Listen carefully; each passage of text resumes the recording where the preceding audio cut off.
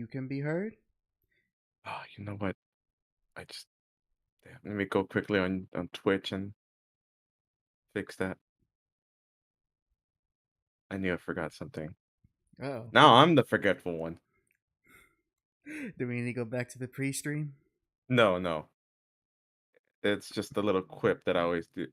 I put in we're not ending this it's the notification for Twitch to say we're not ending this stream until I finish this game, but the category is just chatting. How am I gonna finish that game? Till you run out of breath. Hello, Ghetto. Orasanju, konbawa, Ghetto. I see you there. Hello, Johnny Cage. He says, God damn it, Jack, you're effing it all up. Yep, it ain't me this time. Yuck, yuck, yuck. I'm just sweet sailing over here.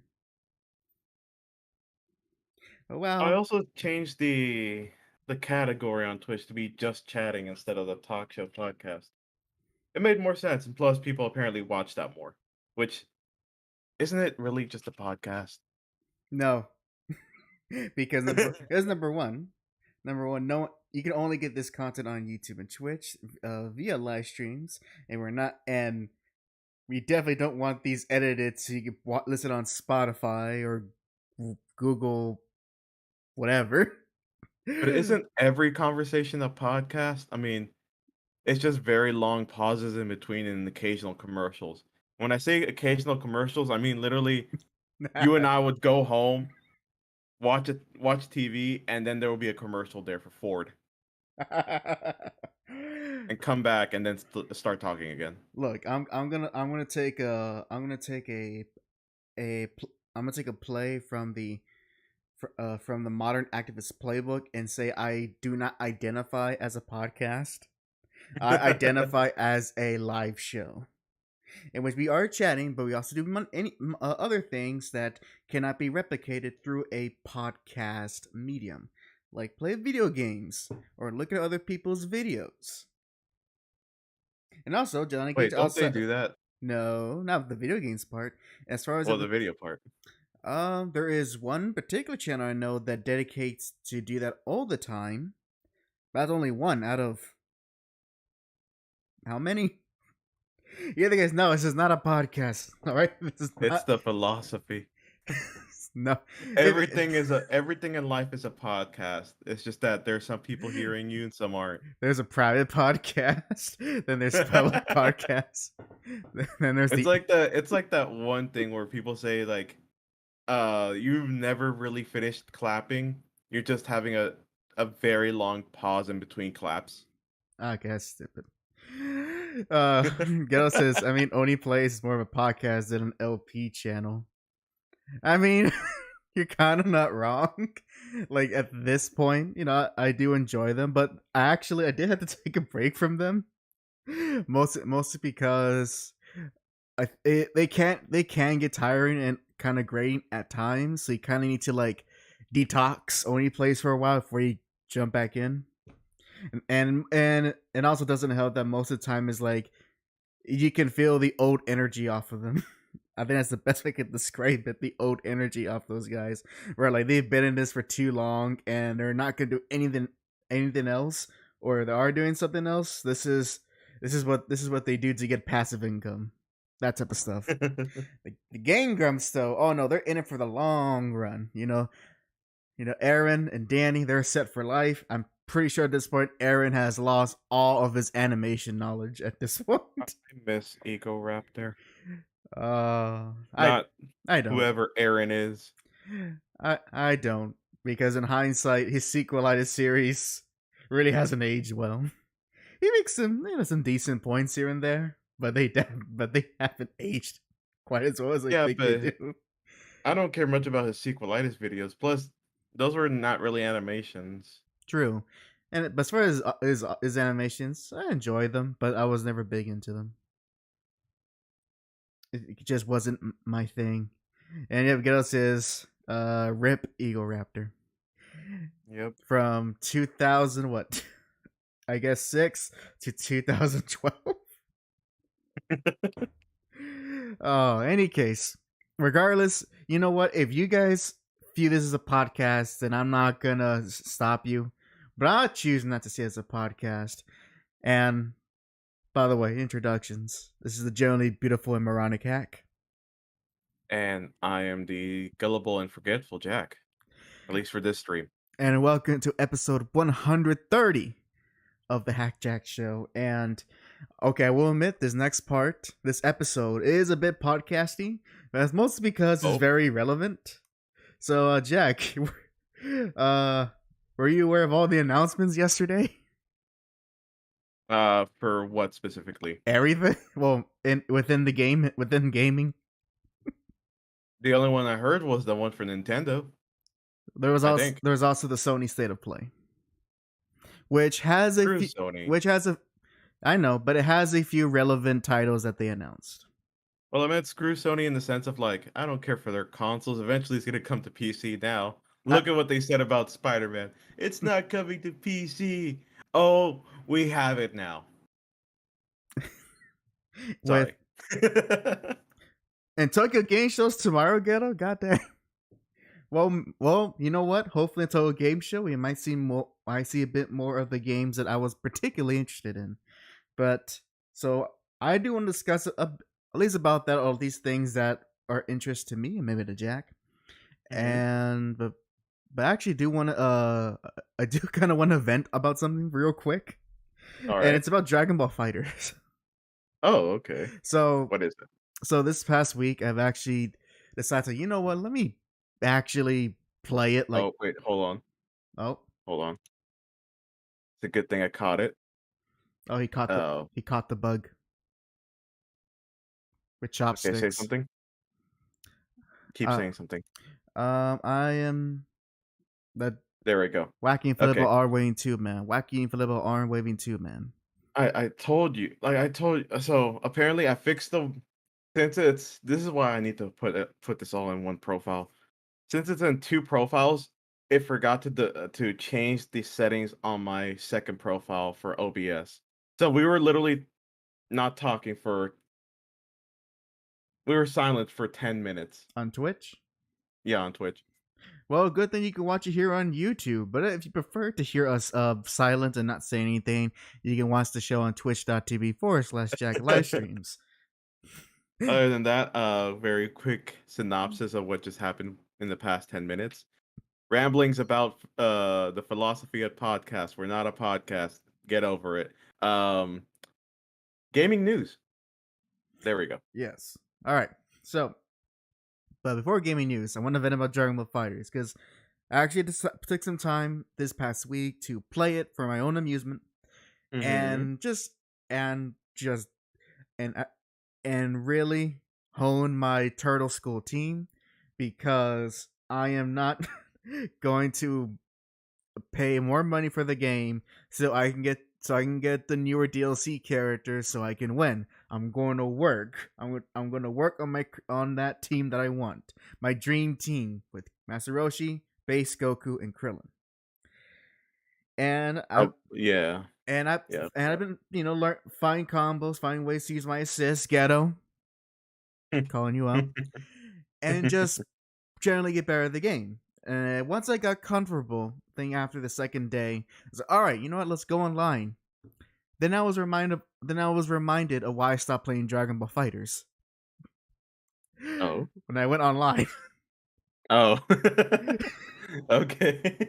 So first, I also call me the N-word with a soft A because he knows I'm right. He plays. Maybe you should just stick to King of Fighters, Ghetto. For much as you love the Marvel and cross games, you certainly don't use your assists a lot. I'm just joshing you.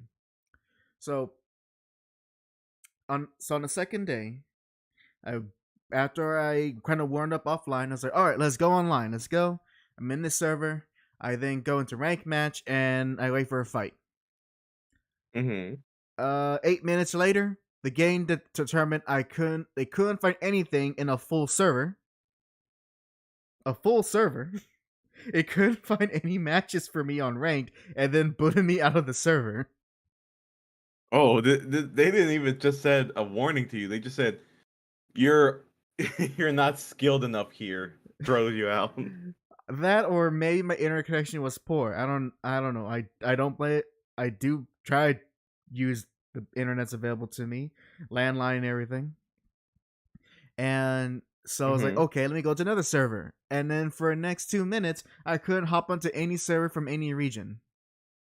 Just like launch day. Oh god. More like no not launch today, the beta. Ooh, Remember you couldn't get any match in the beta? I couldn't get any. I just remember, you were in the beta and we were like, hey, let's try out Dragon Ball Fighters, and we were waiting there for like 30 minutes in the room, waiting for it to like connect. I know. Oh my gosh. So I then turn off the game. I was like, all right, I'll try again tomorrow. Tomorrow comes. The online works this time. And I was like, all right, let me get a few matches in. This time it's like, you know what, let me go to casual match, and I go to ranked. And I did find some matches, and then again I was then reminded why it's very hard to enjoy this game. Because number one, Hmm. don't you get some positive reinforcement where the split second the round starts, you're then facing Gogeta, and he's juggling in the air for infinite amounts. As he's building up the meter, he gets up to 3 bars, and then does once one level 1 super, tags another for another level 1 super, and tags another character for a level 1 super, and then your first character's down. Oh, did he really touch a death to you? Yes. And I could not do anything because there was not a moment of rest, and the the delay based netcode was not helping me. My man was laughing crazy there just to TLD you. he And was he was in the labs for years on that one. yep, and repeat that experience for the next 9 matches I would do. Not once I get anything close to even a win or a near loss. It was just a bunch of everyone has everyone has their top tiers, and doing all the nice cool flashy combos, and I can't even get one hit in. Yeah, And then after all that's over, I go, yep, now it came back to me why I stopped playing this game. sounds about right. And I probably should have waited until they had that big update where they implement the robot netcode. You and I should play it again. At least we have fun having like some Yeah, sort of like even playing field. yeah. And and I couldn't get an even one on rank because I'm guessing Ye- everyone. I guess the game's been out for a while that any player near my level is not gonna have. See, that's the problem when it comes to like those type of games, and when it has like a longer life, when it's already at this stage and its lifetime or lifespan.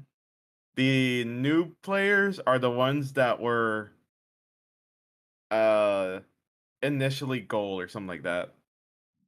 Yep. They're already skilled, and then actual people that haven't touched the game at all will get TOD'd instantly. Yes.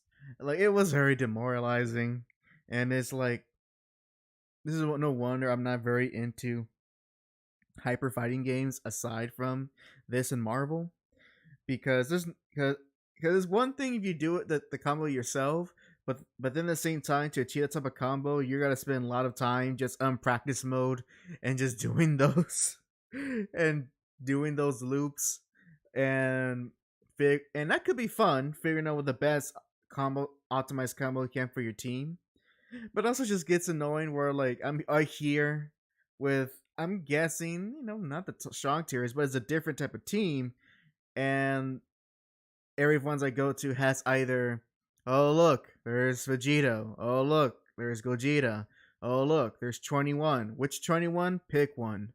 Oh look, there's Cell. Oh Oh look, look, there's there's Trunks. BBS Broly. Oh look, there's Trunks. It's like how fun. Not even a Yamcha. Not even. Yeah, I got one TN. So They had something. And I was really Yeah, I excited mean, because like, all right, I'm practicing all these combos. Let me try to use them. It was like, nope, just die after I touch you once and prepare to get juggled at nauseum because we got to give Gogeta. How, okay, I still don't understand how you can reset the juggling in fighters because once you hop up, you can't go higher. Like if you recall, if you press down heavy, it launches the character in the air. You go after them. You do a few hits, and you can launch them up higher by pressing down heavy, and you can hop up by moving up to go with them. But you can't go up higher. So I'm asking myself, how are these characters going higher and higher when did that limitation's he in there? Like, what are they resetting? did he use meter to No, instant transmission to you no, he didn't use any instant. He didn't use any instant transmission, and or whatever it's it's at the called? start of the match, so we none of us have meter. Hmm. So I'm like, is this some tech I don't know about of how to constantly keep the character juggling even after you hop once in the air?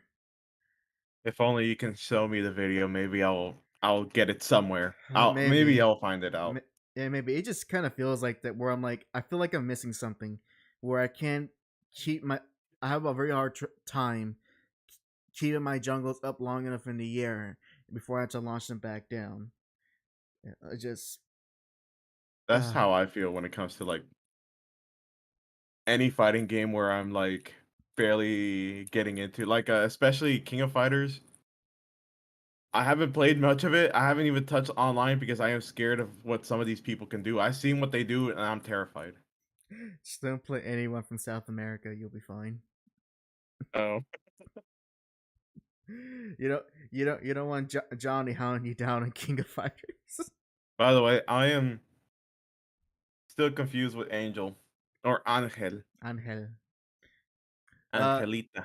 well, Well, yeah. in the sense of like you have to memorize which Well, combos, well, here's which what of the Rekkas go with which. here's what you do. You get a piece of paper and you get a pencil or a pen, and you write down the chains, and then you just leave it next to you so you can study it for your next match.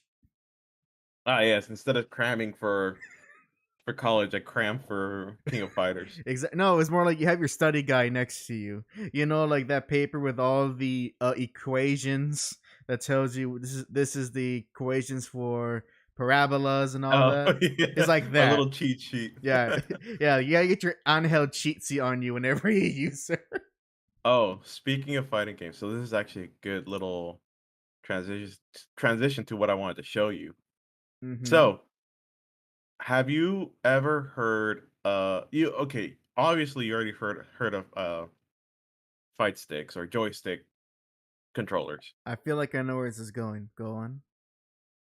I recently discovered hitboxes. Yep. All right. Yep. I am definitely aware of hitboxes. And I am the reason why first of all, the reason why now I know it exists was because of people now apparently complain pro players complaining about that in some games it should be illegal to use them. Yes, I have definitely seen complaints from people within the FGC about hitboxes. I um I I have an opinion on that as well, which I do not credit to myself because this is not something that I was entirely too invested, just mildly interested. But the arguments I've heard, at least for me, were pretty compelling about its usage. But you go ahead first, Jack. What are your thoughts on the hit on the? I was gonna say fight stick. I mean on the hitbox. So for me, I actually I want to buy one. That's how far I want to go. I want to Oh, buy one because I'm already used to that. Funny enough, I and you already know why I'm already used to that. yep. The Yep. original, the original hitbox, The aka the original keyboard. the original hitbox, aka the keyword. Exactly. Who needs an octagonal directions when you got WASD? Yeah. Now, here's the thing. I don't get why people are mad because look, if you go into a fighting tournament, you go in with a controller, like a regular PS4 controller, as most people apparently use PS4s or PS5s for fighting games. I don't know why. But yeah, you do that, and then you're gonna have a guy with a joystick or a fight stick right next to you, and he's gonna be going against you with that. Now, most people would say like that's, or at least some people would say that's an advantage for the fight stick guy because he's more likely to have accurate inputs compared to someone that's using a controller. Even if you use D-pad, you might have issues with that. How is that any different from someone going with the fight stick versus a hitbox? It's like especially if I went to the last tournament, it came in with a keyboard, people would be laughing at me. No, I'll be laughing at the guy who brought in the whole what now I think about it, what is the prototype of a hitbox. Except it's not as nice looking and the actual board is made of wood. Like a No, giant now that is it impressive. looked like a giant piece of wood with a bunch of electrical wires. But that's impressive. Oh man. But So still, like that's the thing. That's my opinion. yeah, so here's what I've come to understand and how it influenced my opinion. But before I say that, Yellow says, didn't Smash Bros try to say the Smashbox was cheating ages ago? I am not aware of that, but Smash players, you know, they do they're in their own weird circle. Like to bring back a note story of how didn't one player get irate because his specific GameCube controller didn't have a specific malfunction to give him a ever so slight advantage in Smash Brothers Melee. Like I forget the details, but I remember that was a news story where because his GameCube controller was not slightly malfunctioned as intended, he couldn't play at his highest level as a Fox main. Ooh. Yeah, How that's getting tragic. ridiculous. Ghetto says there was a guy who won a tourney using an OPS1 controller. I do remember. I think that was Yep, I remember that. Evo 2018. I know it's for Ultra I Street think Fighter. so. No, no, no, it has to be older. I think it was either 2016 or 2015 because it was for Ultra Street Fighter 4, and I believe he won that tourney using Rose. Ooh. Mm-hmm. I think I might have think that might have subconsciously made me want to try Rose because I'm looking at that moment. I was like, oh, that's pretty cool. Johnny K says the sky is blue, fire is hot, Smash players are nut jobs. Yep, exactly. Now, as far as my opinion on the hitbox thing, I want to say fight stick, but I know it's hitbox. So my opinion is this. So first off, there actually is the hitbox does have a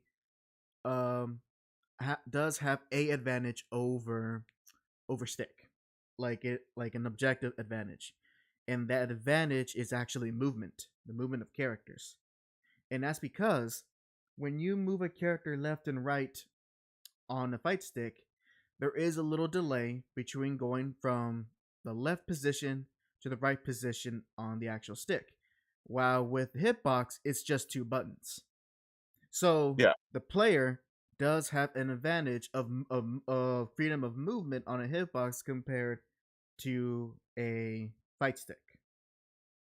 So now that's only one that I know that is objectively true. And as far as the people complain about it, I mean, it's one of those things where I think it's just a new trend that most old people, the fighting community, they're gonna ramble about now, but then it will most likely go away because controllers are going to evolve, and because of that, that new meta of how you play is going to change with it. And Now, there's been several tournaments where a lot of the top players who make it to the finals were mostly hip players who use hitbox. So clearly,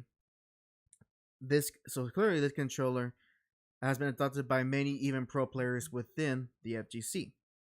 Now, I'm pissed off that people are doing it now because now it's apparently popular. First of all, well, things are that thing about the, yeah. I mean, okay, that thing about the joystick, like moving back and forth. Mm-hmm. Okay, fine, I could see that, but at the same time, you can kind of do the same thing with a D-pad. Not with the controller's joystick, but Depends on the D-pad. You I can know, but like there's mostly like most D-pads are like plus sign ones. no, but they can also be designed different on tender molding. Like there is a design difference between a, like say, a Nintendo D-pad and a PlayStation D-pad. What do you mean? Let's see. If I remember, the place the PlayStation D-pad is essentially four limbs that you press separately, while the Nintendo D-pad is one whole but one kind of button that's kind of molded together. So they are designed very differently despite serving the same function. And so again, Even then, what's the that's going to the pad players that will have their preference. But at the end of the day, it's just a preference thing. It doesn't but really then change much. yeah, but then like you would have to go down to like the how many milliseconds there's a difference between a hitbox and a D-pad. Well, remember that is relevant when it comes to I fighting. know, To but like the thing is like relevant to the people who are very deep into fighting games and play at a professional level. To me and you, that's irrelevant. no, I get it. I just mean that compared to a joystick, I'm pretty sure the fight stick, the hitbox and the D-pad would probably have something of a similar reading in terms of time. But the fight stick guys aren't yelling over D-pads having that advantage. But again, I don't They know were because I have. they were that was like almost 20 years ago. Oh, really? Yeah, but then they accepted it, and because they also accept the fact that at that time, well, if you're gonna play a fighting game on a console, you have no choice but to use the regular controller for that console. I mean, think about it. There were people who got good at Marvel vs. Capcom 2 using a Dreamcast controller, and I Yeah. don't, and that is just oh god, the Dreamcast controller. So at So, the end of the day, people just need to stop crying about new things. um, Or technically, this is no, old because it's a yeah. hitbox is just a I mean, keyboard. people are gonna complain. At this point, it doesn't affect anything, and as well, the hitbox there is a big learning curve to use it. Even I saw a a pro FGC player use hitbox for the first time, and it was rough, and it was definitely rough for him to get used to it. And he even Just like Call admit of Duty. and he even admits that most fighting game people use a fight stick not because there's any advantage, it's because that's how they grew up playing fighting games with. So that's why I grew up playing the hitbox. Yeah, and that's gonna be the same thing with anyone who's a part of any type of competitive thing. Once that new thing that's gonna clearly that's clear objective improvements over the old thing, people of the old thing are gonna be upset because then it feels like they're gonna be they're gonna be hitting the dust soon. And maybe so. Maybe Hitbox could be the potential future of fighting games, but only if and only if the devs keep that in mind. One fighting game player he was showing the controller difference, like I said, with the movement using a fight stick and a hitbox, and he was showing that because using Street Fighter Five as an example, and that the hitbox movement in Street Fighter Five is as a bigger advantage for the hitbox person because the devs obviously didn't have in mind to develop the game around that type of controller in which you're given a lot more freedom of movement to the character that was probably unintended when they were designing it, as they were most likely testing it on regular pad controllers and fight stick controllers. And since his box is, while it's always been around, is now gaining more popularity, that is something future devs are going to have to keep in mind so that their game can be at least fairly tuned for any type of play style. But at the end of the day, I think hitbox are gonna be similar to pad players, in which, and when I say pad players, I'm not just talking about people who obviously people who use like regular controllers, but also the people who use those controllers where there's like 6 face buttons on top, so they're not using the the bumpers and all that. They're Yeah, I they're know which ones. they're just gonna be another super players who have that control scheme in mind, and is just a third type of it's another option for people to use that if to get into fighting games. People where I am about it. I personally, it's not cheating because number one, cheating is supposed to make things easier, not harder, and there is a learning curve with using a hitbox controller. Yeah. So yeah, it is a rumble, and back in my day, Because you you play try StarCraft. playing hitbox on Marvel vs. Capcom 2, and then you talk to me like there's gonna be a If you lot of wanna if you want training on a hitbox, just play StarCraft. Just play um Call of Duty on PC. Any game on PC, just play that. yeah, but StarCraft doesn't have a jump button. Yeah, but it has them quick actions per minute. Maybe you play Korean on a Korean server, maybe. Have you? I think I did show you a video of like how quickly they just like do everything. It was like an old StarCraft tourney, and these guys were just like it's like they were typing an essay, just going that fast, and their actions per minute were just like you see them build up an army in like 5 minutes. Oh yeah. I never played StarCraft, so all that to me is is that game that Blizzard keeps supporting because an entire country supports it. I only like built one pylon, and then I gave up because I didn't know what to do.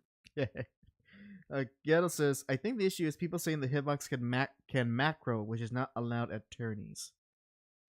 Maybe. That's easy to kind of if that's the case, that would be easy to like show someone that it's doing a macro. You just literally press the button and then like, oh, he just did a combo into an ultra. Mm, I haven't seen. That's the first time hearing anything like that. I think that's just more like speculation of what could happen. I haven't heard anything of that actually happening. But and you can macro any type of controller to do anything. So Pretty much. I wouldn't. I wouldn't put. I wouldn't. I don't think that'd be a big issue as it is. A And giant portion of fight sticks, or at least the non-competitive ones, have a turbo mode. yeah, and that's because those supposed to emulate arcade buttons, and you can use those controllers for more than just fighting games. Like beat 'em ups, old school shooters, and racing games. Well, no, not racing games. That one you need a full experience to get inside this mode of a race car with the wheels in front of you. Now, which type of full experience? Are you talking about the one with just a wheel, or wheel with a chair that like simulates every single little bump? The chair that simulates everything. You got your steering wheel, you got your acceleration, you got your brake, and you got your gears. Just you better hope that you don't crash because then your keyboard's gonna start launching out airbags at you. Johnny Cage says, "Can we just throw the players in the ring and let them fight it out for real?" I believe that exists already, Johnny. I believe that's called boxing and MMA.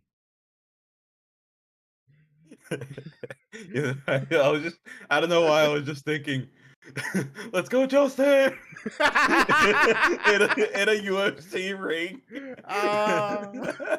Hey man, if his company says, "Hey, this is a good publicity," pairing Justin Wong in the UFC in the hexagon. Octagon. But yes. Oh yeah, the octagon. Ghetto says my money will be on LTG. Low tier. I think low tier guy will probably best everyone by just the sheer fact that, and despite his insanity, he looks like at least he looks like he works out. So he probably just break every fighting player's pawns right there. It'll be the easiest money match one could bet on. Man, I hope I can I'm gonna try to animate that for a quick TikTok. Well, If yeah. hopefully, let me mark this. Well, yeah. That's my opinions on hitboxes. Uh, I would say what I give them personally. No, that just feels like too much work, too much brain power for me, and I'm already so used to the stick. Why change now? But I'm not gonna be sore about it. I keep messing up with stick. That's why I gave up on it. Every single time I try to do like a simple movement, it would and I would accidentally overshoot it and jump by accident. Yeah, see, it's like it's you gotta find a controller that suits you. Maybe hitbox, maybe that's the thing Jack needs to so that he could uh be the supreme gamer of the Hack Jack show. Yeah, then I'll go into attorney and be like, "Oh yeah, sorry, I had a budget hitbox. My last one broke down. Just pull up with my keyboard." And like that, he won the local skullgirls turn. Oh, so speaking of fighting games, though, I did want to get to some of the things that I was interested in as far as what was announced yesterday from both Nintendo and Sony. And since we're on N, sync to fighting games, guess what fighting game was announced yesterday, Jack? Which one? That would be Tekken 8. Oh, okay. Yeah, and you know what? I just realized I don't think I ever seen you play Tekken. Only in an arcade. Are you into it at all, or that's the game doesn't appeal to you? No, I like the bear, Kuma. Fair enough. Fair enough. I Well, just thought I was at a laundromat one day that's late at night. like all good stories. Yep. I look at there's Mortal Kombat, there's Street Fighter, and then I see Tekken. I've never heard of that name before. I've never seen that. I just see a dude with a very mean split between the head with just horned hair, Ah. balding straight up, and a giant thundercloud right behind him. I'm like, oh, that looks cool. So I go over there and I look over the shoulders, and this is when people were still the arcade stuff was dying down, but at least there were some people still playing. I saw this guy playing Kuma and just like going around as a bear kicking ass, and I'm like, I want to play this game and I want to play that character. It's a bear that does wrestling moves. Actually, no, karate moves, Oh yeah, karate. because I don't know if I know this, but Kuma has a story. Oh my god. Yeah, so it's pretty basic. So that guy you were describing earlier with the bald head and the hair that splits at the ends. Oh, So, I know, yeah, but that's how I pictured it. okay, yeah. So yeah, that's Heihachi Mishima, and he's the one Hmm. that trained Kuma in his fighting style. Really? Yes, that's the lore. Oh my god. This man really went out into the woods and brought a random bear. Is like, I want to teach you. You look strong. Yeah, that's pretty much what happened. I And know the fact that he's obsessed with people being strong, so that's how I pictured it. how reminds me, I gotta show you some Kuma endings because Tekken endings are. Oh man, I can already. I think I know a few ones I gotta show you already. That's how Uh, much that's how much of an impact this thing gave me because I actually remembered a character's name from a uh, game that I'd never really played. well, I mean, at least let's see some because it's very short. I want to at least share you some Tekken 8 footage because right they did show off what I would describe as gameplay cinematic. So it's Hmm. gameplay but kind of viewed very cinematically. Okay. That's the best I could describe it. And again it was a big showcase for the Sony State of Play. And go ahead, I'm gonna go ahead. You wanna watch it separately or you want me to share the video? You can share the video. Alright, gotta bump this up. And I gotta move it around town. Move it around town. There we go. Wait. There we go. Let me full screen this. All right. Damn, dang it. I had to do this on a little laptop trackpad. I have no more room for my mouse anymore. Sad times Dang. indeed. All right, let me go ahead then. Let me share my screen. Where's the thing? Here it is. There it is. It's right there. Right there. Live. There we go. Oh yeah, it's a very short trailer, about 2 minutes. And Jack, let me know when you're ready. I am ready. All right. Let me go play in 3, 2, 1, go.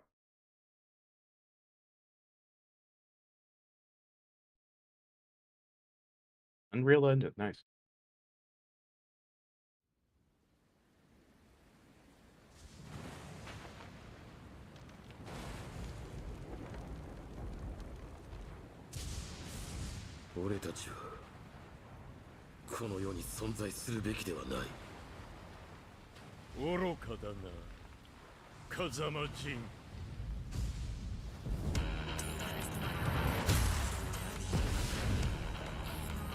Fight!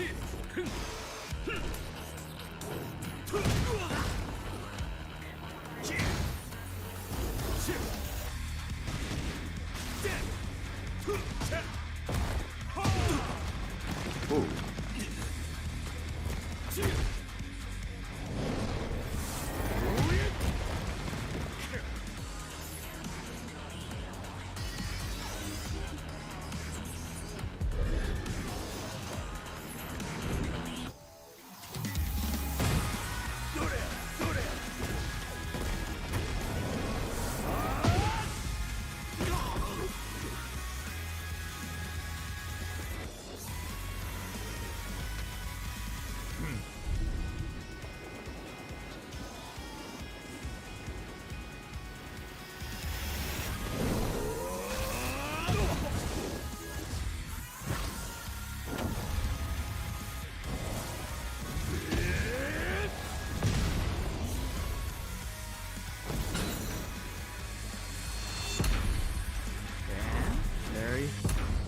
And there you have it.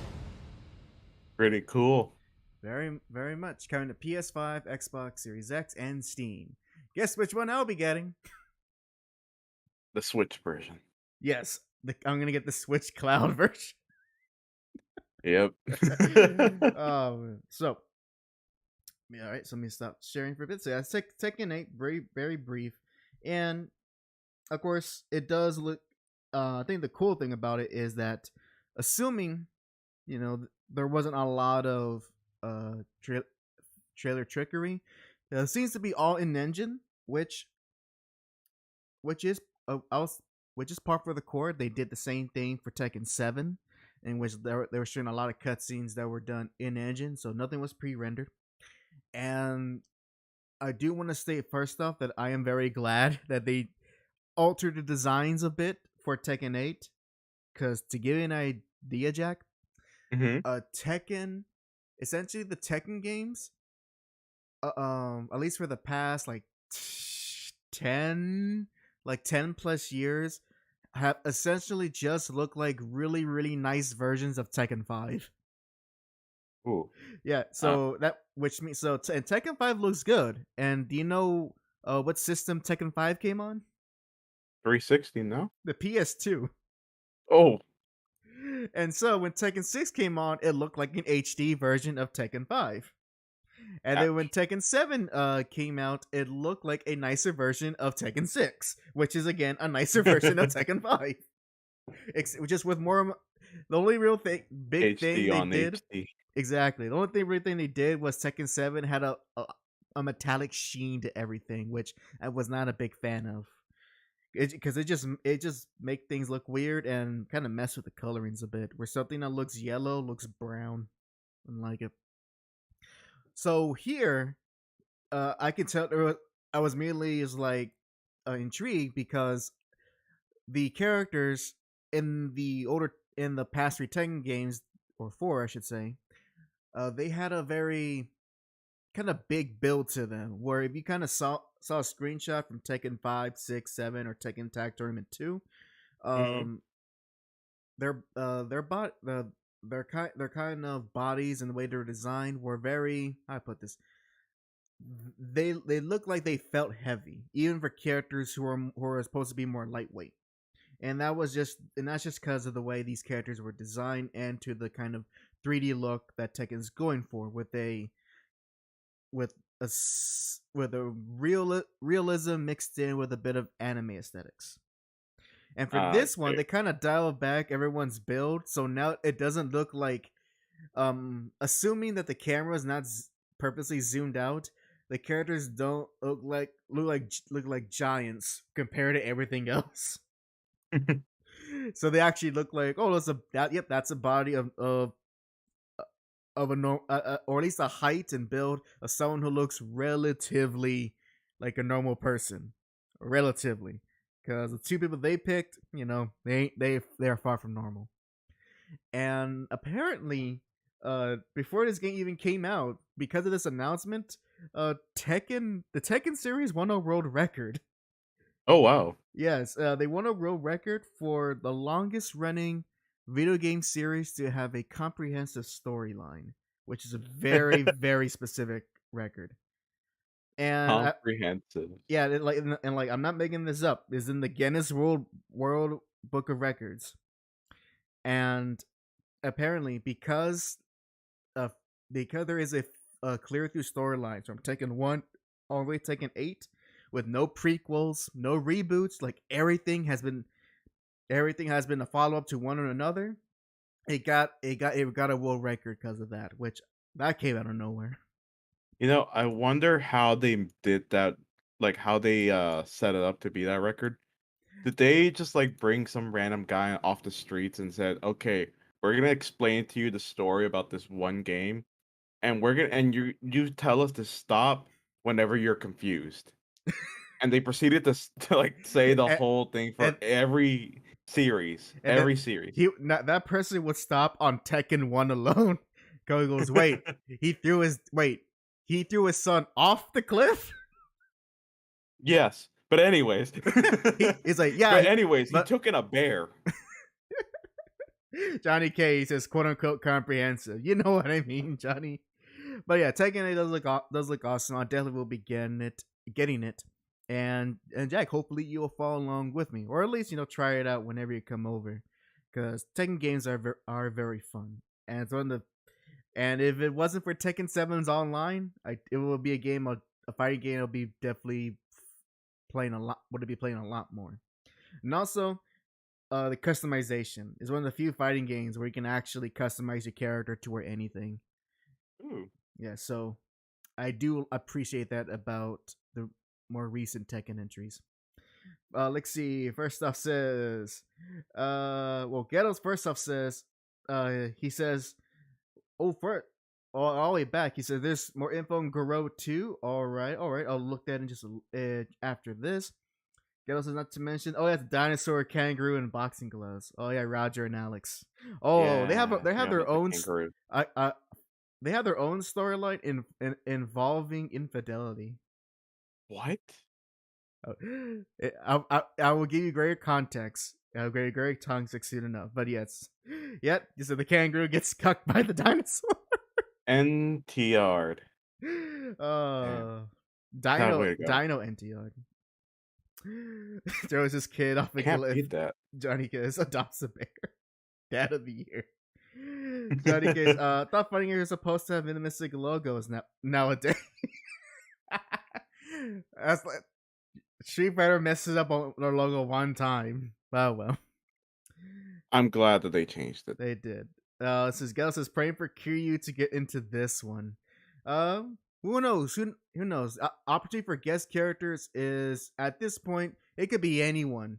Because if he does come in, I'm buying the game. Because Jack, do you want to know who the guest characters were for Tekken 7? What was it?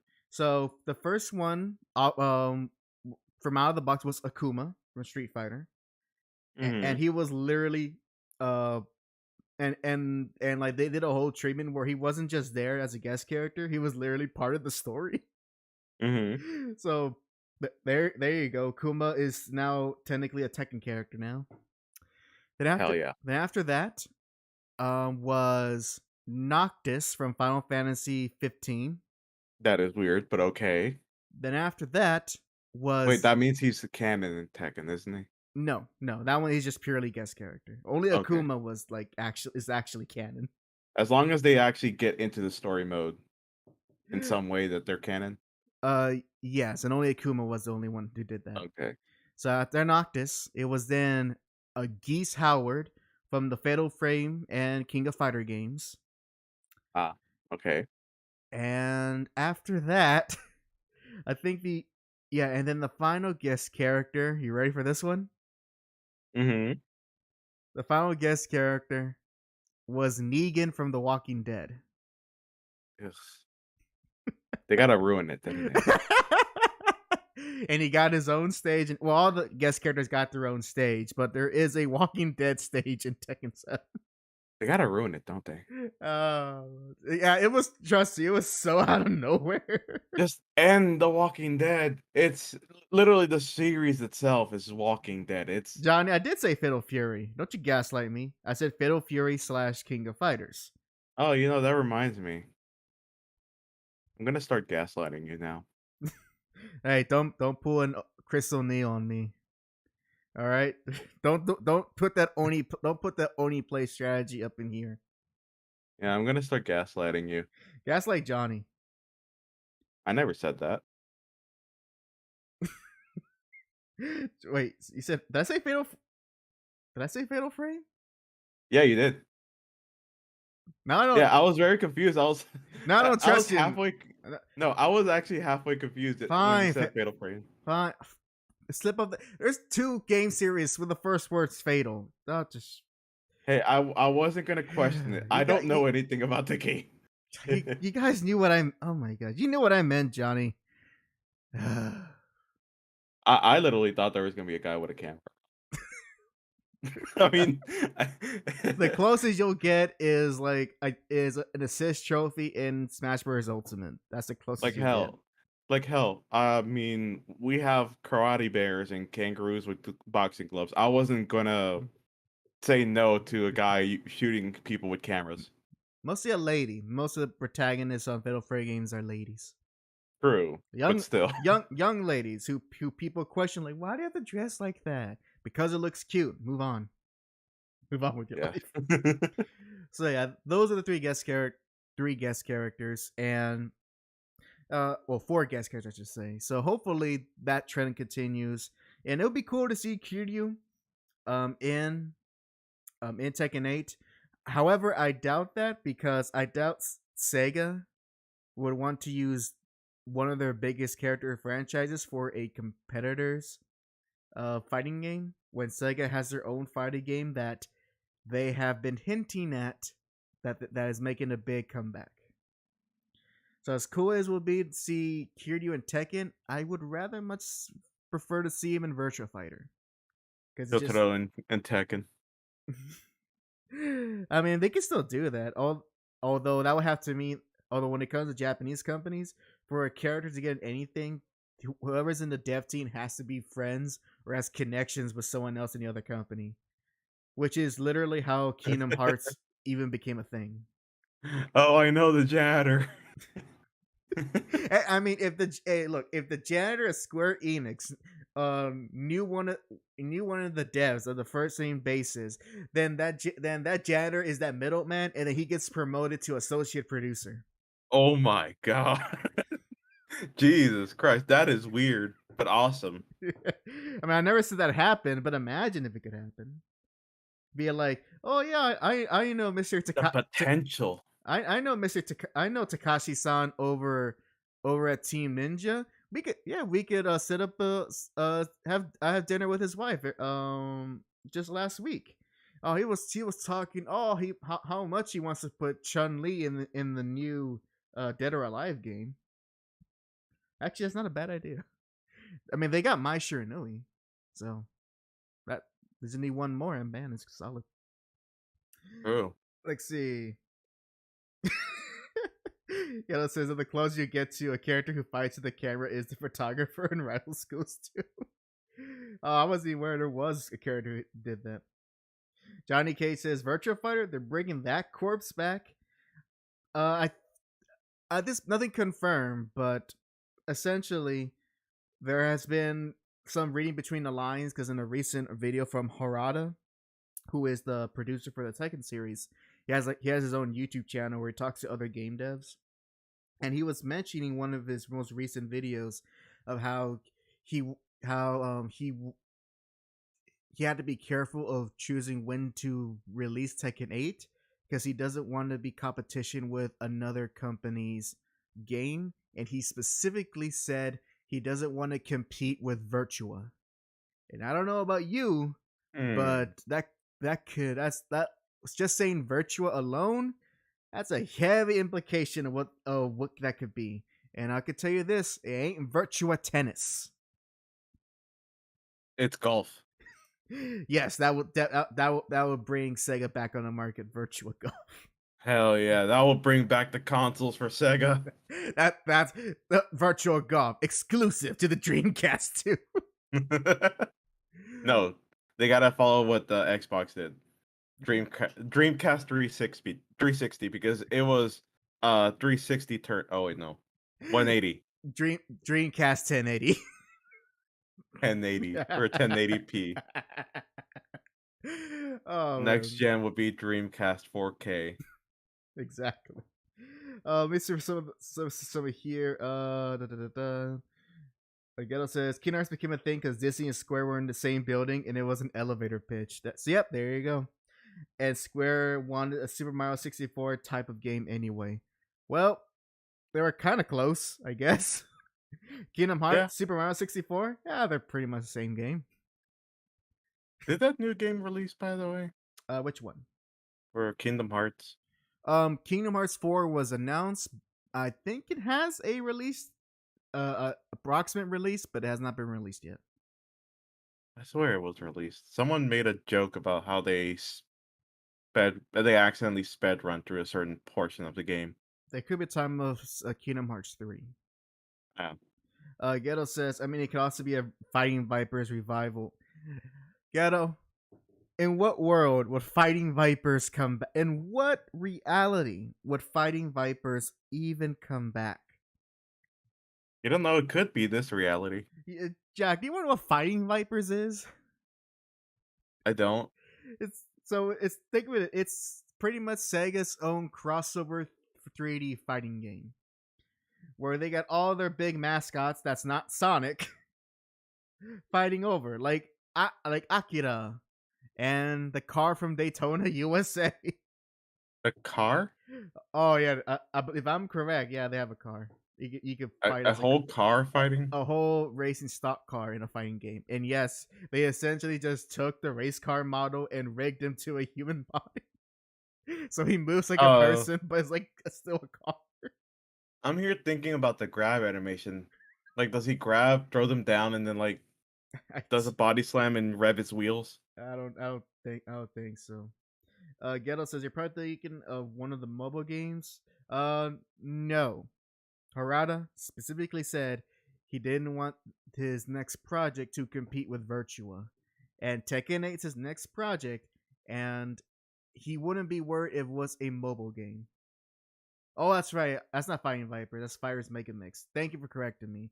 My knowledge on older fighting games is very hit or miss. Let me see. But look, I'm calling it. Virtua Fighter is coming back.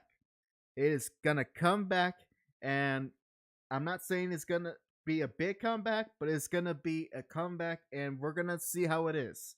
Because by God, Sega wants to get in some competitive environment somehow. Why do some of these characters look like they're pulled out of the new Mario Strikers? I don't know. And as well, there's still a dedicated Virtua Fighter audience in Japan. So there's a bike man.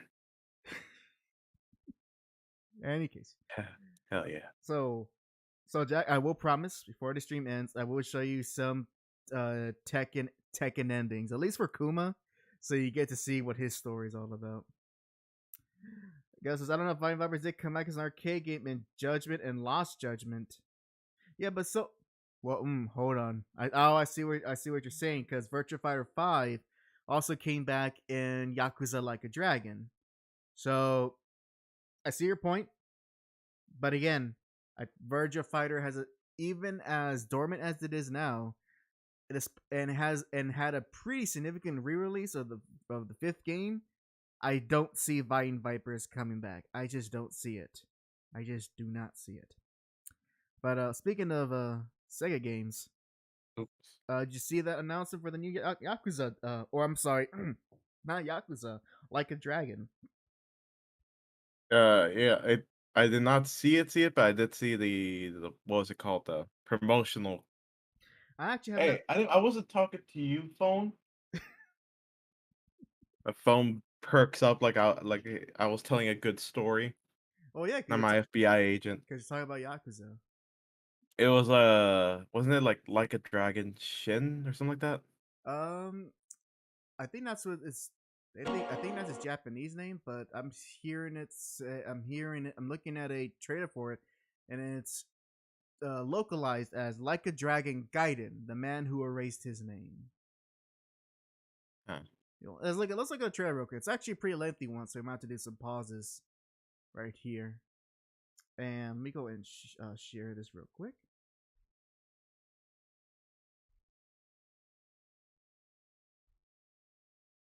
There we go.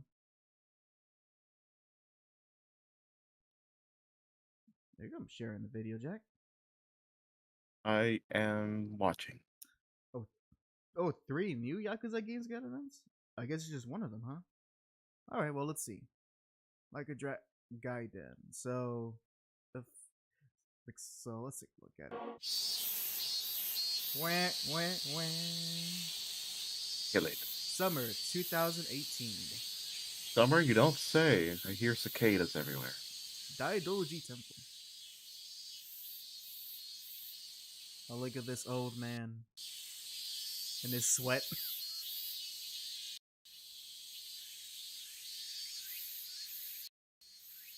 Shouldn't Kiryu look much older?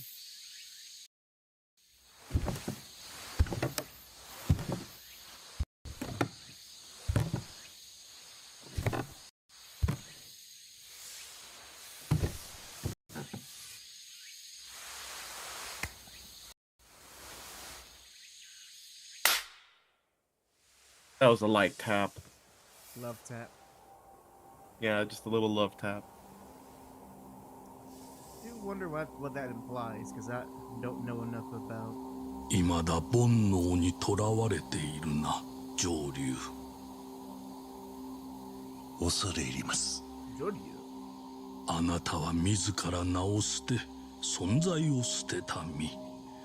そんな男を今なお、俗世間への未練に縛り付けるものは何だ。家族か。精進なさい。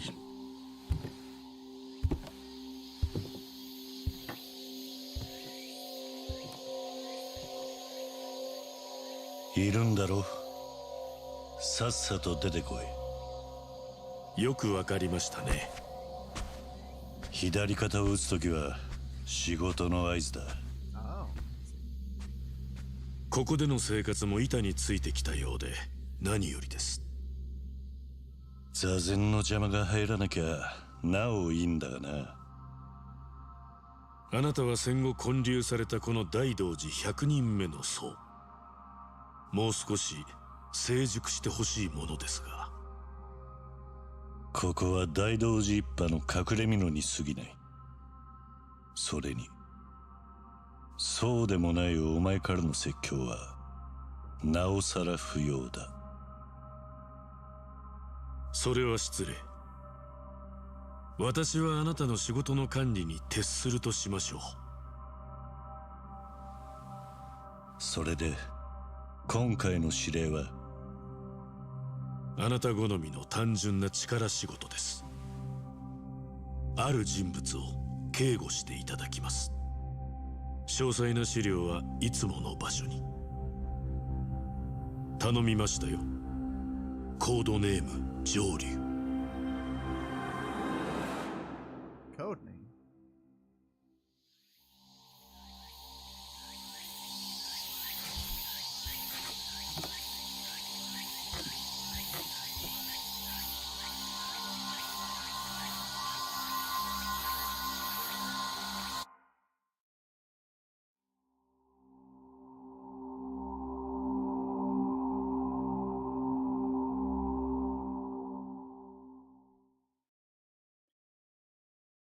don't I know. wonder. So I don't know about you, Jack. okay, But I feel like I gotta play a few more Yakuza games to get what's going on here.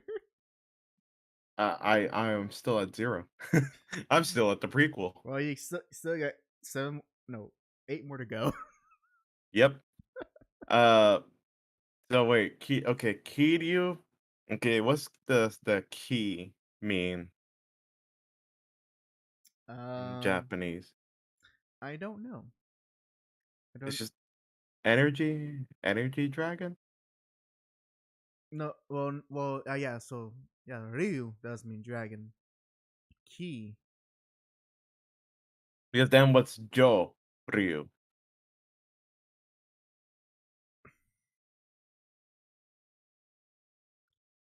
Dang it! I don't know enough Japanese to answer this. All the weebs in Quickly. all the weebs in the chat. Use your use your best Google skills to tell us if there's any Tell us. significance to his code name. But again, looks very intriguing. Like I was already feeling the tension just by them talking in the slow pace.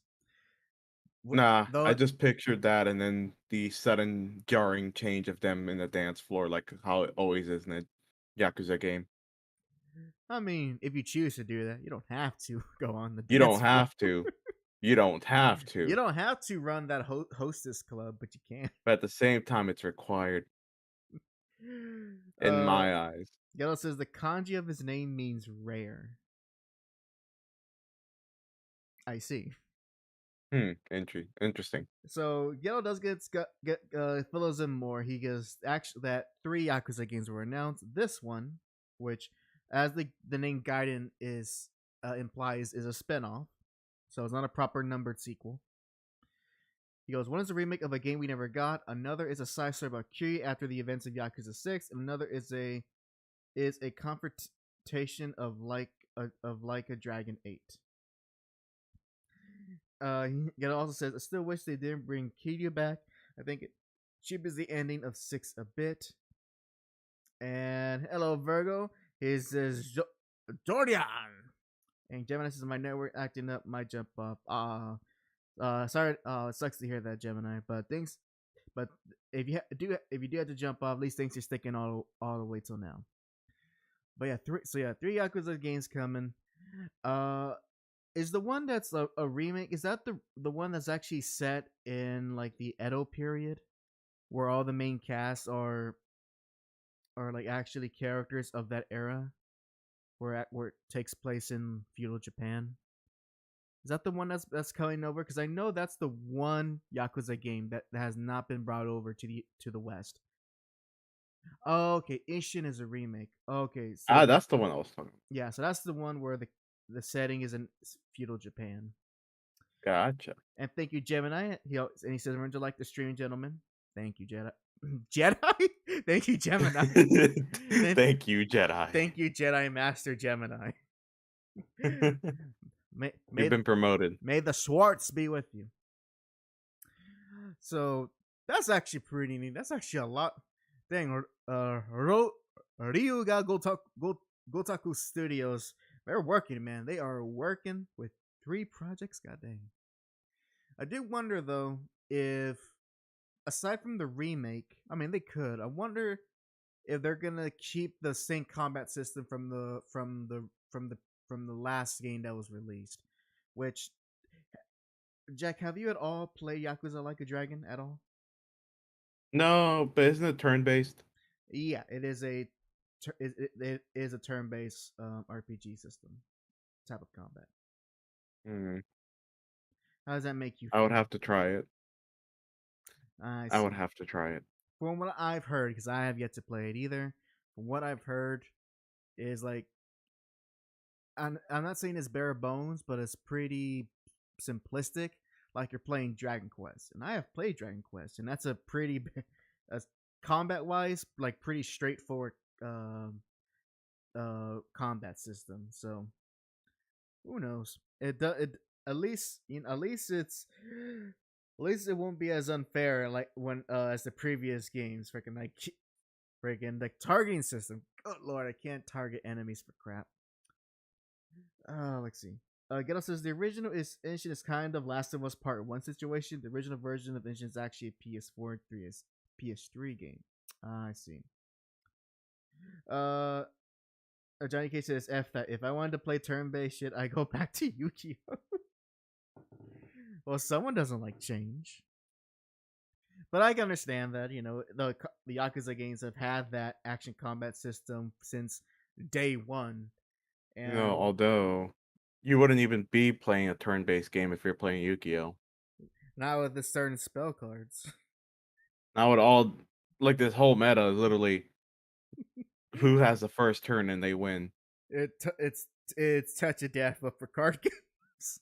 Yes, it's TOD, but for card games. Okay, but this game is a remake from the ground up remake. All right, that's cool. That's cool. That's something I can be interested to see, but I probably won't get to these games because heck, I have Yakuza 0 and Yakuza 1 Kiwami, and I still haven't beaten those games because I'm still busy playing Fist of the North Star. But I actually made some progress. I feel like I'm near the end game of Fist of the North Star. And I only say that because spoilers. I mean, kind of spoilers. You know he's gonna be in the game, but spoilers. But spoilers nevertheless. I made it to chapter 9, and I'm met Rao, and I got that little plot twist in regards to Kasana. So now I'm like, okay, I think I'm gonna do some grinding a bit more before I go and fight Rao. Like, I kid you not, Jack. As soon as I saw him, like on screen in the game, I was like, "Oh crap, I'm not ready for this." You're totally ready. I am not. I don't know, man. It's Rao. I was like, I gotta train more with Toki. I need more training. I gotta grind more because I am not ready to fight Rao. Ghetto says, and that's not the end. You got a bunch more of the game to go. I see. Well, still though, I'm gonna be ready for Rao, nevertheless, because I mean it's Rao, man. It sucks that it doesn't sound like he's the final boss, but still, the Fist of the North Star fan in me is both excited and scared. You'll do fine. Yeah, I probably will. I mean, heck, this is my second attempt at the playthrough, and I progress a lot more and have the game on hard. And besides, honestly, the only time that game has frustrated me was like during one of the Coliseum matches where it's like fire pits around the ring. Other than that, and like a few deaths here and there, it for a game that's supposed to be hard, on hard, it hasn't been that hard. And also doesn't make the game easier when you die and you go back not to your last save, but essentially retry a section you're playing. It resets your entire health. So I was like, well, where's the challenge in that? Damn. For me, it just gives me half health, and that's if they're courteous. Last time they gave me like no health. Well, man, I don't think I have any easy thing on. I don't think so. But imagine that. Hard is easy, and easy is hard. Oh, it's like Guitar Hero. Play on expert so long, then you go back to easy, and you're like, "Oh, I can't deal with this." Yet your fingers, not my tempo. Your fingers, they're like, "Where's the notes? Where are the notes?" I'm too quick for this. All right, so that's that. I think there was a few other stuff announced for Sony. I wasn't too invested. I think there's a samurai game coming, so that's neat. People love playing samurais. I still haven't played Ghost of Tsushima. Probably should. I heard it's a decent game and it looks very beautiful. Is that coming to PC or is that still stuck on PlayStation? I don't know. Really didn't care much about the game. Well, it's probably stuck on PlayStation. Oh, and as well, I will not be playing Sekiro because it is because I'm just not into FromSoft games. I'll play Sekiro. Good for you. I'll do it for everyone. But I gotta finish at least one of the games that I am currently playing. Yeah, like Elden Ring. I did. Oh, okay. Well, I beat it. But did you beat it on New Game Plus? No, because The, All it does is just gives people a little bit more damage and more health. then did you really beat the game then? Yes, I did. Mm, Do you want me to go through all the endings? No, I don't. Because But the Elden Ring fans do. because I'll go through all the endings. I'll just speed run through. Elden Ring speedrun challenge. Coming. I've seen them speed runs. I had to just change my resolution for a second and look in a certain direction. It'll just zip me through. How did someone figure that out? Galo says none of the games are what I call hard. They have sections that are frustrating, but overall it's not that difficult. I figured. Galo says Stellar Blade looks sick, and Ghost of Tsushima is on PC. Oh, okay. But Stellar. Oh, that's a Stellar Blade. I think I remember that was Project Eve. I didn't see the trailer for it, but did it show any gameplay? Because all I got is very sci-fi, and the lady is very pretty, lady android thing, and that's it. But if there's any gameplay, I would like to see it. Hopefully, it's an action game, a good action game that doesn't have prefab animations and doesn't make you press prompts to climb this cliff. Yes. Remember those days? Stellar Blade is on PC. Ghost of Tsushima isn't. Oh, okay. Thank you for clarifying. Actually, Jack, I've been watching some videos, like legitimately videos of someone going in depth around the idea of context sensitivity within video games. So, and pretty much it kind of helped something that I did not. It's one of those things where once you see it, it's hard not to look. Where most modern games that are meant to appeal to a wide variety of audiences are designed in a way that pretty much every action is done for you. Now, some games is more obvious than others. Like, for example, in Spider-Man, you have the option to turn off QTEs, which makes you say, then what the heck then why the heck you put QTEs in there to begin with if you can turn them off? That's like that amount of time to code and program QTEs, which you can turn off as a setting, and it doesn't ruin the flow, doesn't ruin the cutscenes or flow, could have been used to something else. Like, I don't know, not making the wall crawling so awkward. You know, you have a point, but the ones that the QTs that make me wonder what they're doing are the ones that are for like mundane tasks. And that's like for a lot of like those weird storytelling type of games. Oh yeah, like a Telltale's games. Yeah, and you're just like this is the setting. Fades in from black. It's daytime in a bed. Your main character's on sleeping there. He wakes up. You have to mash the button to get up. If you don't, he slowly recedes back into the bed. Oh wait, no, you're describing Heavy Rain. That's a David Cage joint, my friend. I know, but I just never understood that. Use the 6-axis PS3 controller. Just shake that orange juice as you reminisce the fact that you're divorced and lost your second son. It drives me crazy. It's like the person is doing the action instead. It's like instead of completing the action, he will stop, and then the character slowly goes back into his seat. That's immersion, Jack. Immersion. Don't you know that a greatly designed game is a game in which you have the character, in which you design your whole control scheme around printing buttons on screen, rather than actually having a set of controls that the player uses to solve objectives on the game?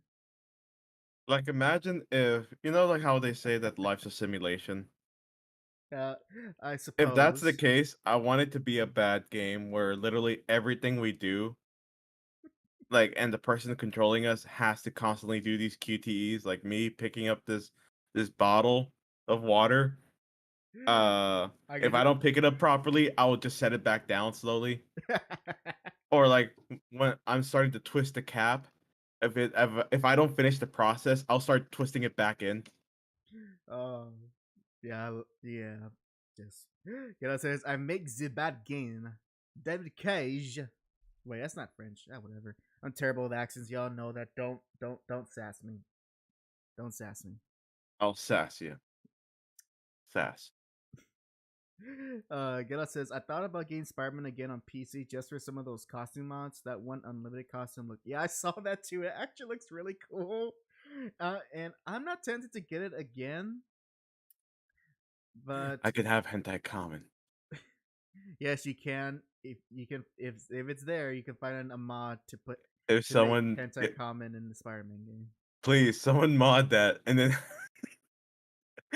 instead of having the dive kick, it'll be him with the crotch kick. God, Virgo says David Cage is the savior of gaming. Oh man, he's the savior of your ass. Now, jumping shit from company because I think that's all the games, and I'll take a look more at Stellar Blade. He says it's hack and slash like Nier. Hopefully it's more. Hopefully it's just as refined as Nier Automata. Although even then, Jack. Okay, I know you talked about this before, but when it's just again, is it unfair of me that despite Nier Automata being made by the same devs as Bayonetta, to expect Bayonetta type combat in Nier Automata, is that unfair on me? Even though it was intentionally not designed to have that type of robust combat system. You know what? Yeah, it's a bit unfair. Yeah, it's because of the. You know what? The main thing about Bayonetta is the artistic direction where it's going. Where the main protag is literally Dami Mommy. Not just that. When you play it, it's just that sense of freedom you have exactly of the action is like, oh my god, exactly. Everything gives you Dami Mommy vibes. That's not. Oh my. But when I play Nier Automata, it's like I know that's not the focus, but I feel like it's like one of those things. Like, can I just do like a ground combo and launch the enemy into air to juggle and then slam them down?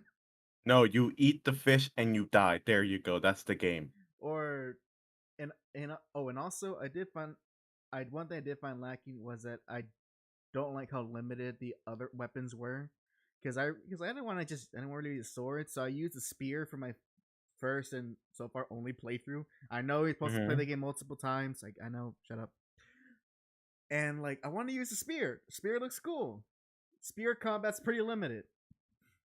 Who could have thunk? Maybe I should have used a sword more, but it was like, I guess for an action RPG, I just wanted a bit more on the action as much as they gave on the RPG side of things.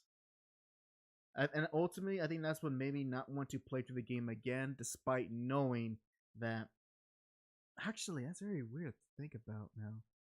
Oh, you know what? I'm gonna stop myself because I'm going a tangent about. Oh, I'm bleeding. Hold on. Where's the blood? No. Where's the blood coming from? What the heck? Where am I bleeding? Congrats. You're a woman. Not that. Well, Virgo, you're right. I'm definitely am Hacula. I just find random blood somewhere and I don't even know where it came from. Blah. Oh, there it is. It's on my ankle. Well, hopefully it's on the good ankle, not the bad one. It's on the good leg. It's on okay. The good leg. That's weird. All right, moving on. So, moving on from Sony, our Nintendo did a direct yesterday, which is it me, or did we see a lot of RPG and farm sim games? Which is not did a complaint. That one RPG? Which is not a complaint, just an observation. Yeah, everyone made that observation. For me, I wasn't that this I wasn't disappointed about it. I like farm games. I I like farm sims. I'm just neutral because I just don't think I had the dedication to play those type of farm sim games. Get us this Nintendo YouTuber is not happy, but for me, well, when I observed that and that when it came dawn on me, and I'm like, oh yeah, it makes sense because of the type of console the Nintendo Switch is. It's essentially, you know what it is, Jack, and I think wish I could have thought on my own, but no, I saw someone else think of it. Essentially, all those RPGs and farm sims that would have been on a DS or 3DS, they're just Hmm. on the Switch now because that's a handheld console. Yep. So that's just, so it's literally nothing's changed. It's just that except that all the stuff you wouldn't see on a Wii or Wii U, you're not seeing on Nintendo's main console. And I guess people observe that because for a majority of Nintendo fans, i.e., people who just play Mario, who just play Zelda, who just play Mario and Zelda, Smash. or who just play Smash, they're not used to what's this variety in other genres and not Nintendo. But What is this? where's my Get me out of where's here! my annual Smash character? It's like Where? Sakura's lying. I know development's not finished. No, but there was a few games they showcased that at least Oh, intrigued me. But I'll let you go first, Jack, because I've been talking too much. well, no, just this is just a quick tidbit about something I heard from with the Nintendo YouTubers. Did you know that someone was actually unhappy that there is going to be another Kirby game? Were they unhappy that they were unhappy that it was another Kirby game, or they were unhappy that it was a remake of a Kirby game? Another Kirby game. That's that they said. They literally just said it verbatim. Oh my god, another Kirby game? I I guess I mean that's a weird thing to complain about because it's not like Kirby games appear all the time. Exactly. I think it's because Forgotten Lands came out this year. Oh wow. Yeah, yeah. This is the Like only play every one. Zelda comes out like an annual. There's an annual Zelda until except now. But yeah, there used to be an annual Zelda. No, not really. I mean, unless you meant like there's a Zelda game every year. Yeah, there's tons of spin-offs. And if you want Yeah, to include exactly. that, yeah. But as far as mainline games, freaking development time has always been the same. Yep, you get one, and if you're lucky, maybe two Zelda games per console. Mm-hmm. So, but I mean, yeah, for the spinoffs, what I mean, they're there, whatever. You can say the same thing for Mount Mario. It's like saying the sky is blue. What's your point? Exactly. It's just that makes people apparently mad that they see another Kirby game. The question is, are those people, uh, did they look younger than you, or sound younger than you, or text No. younger than you?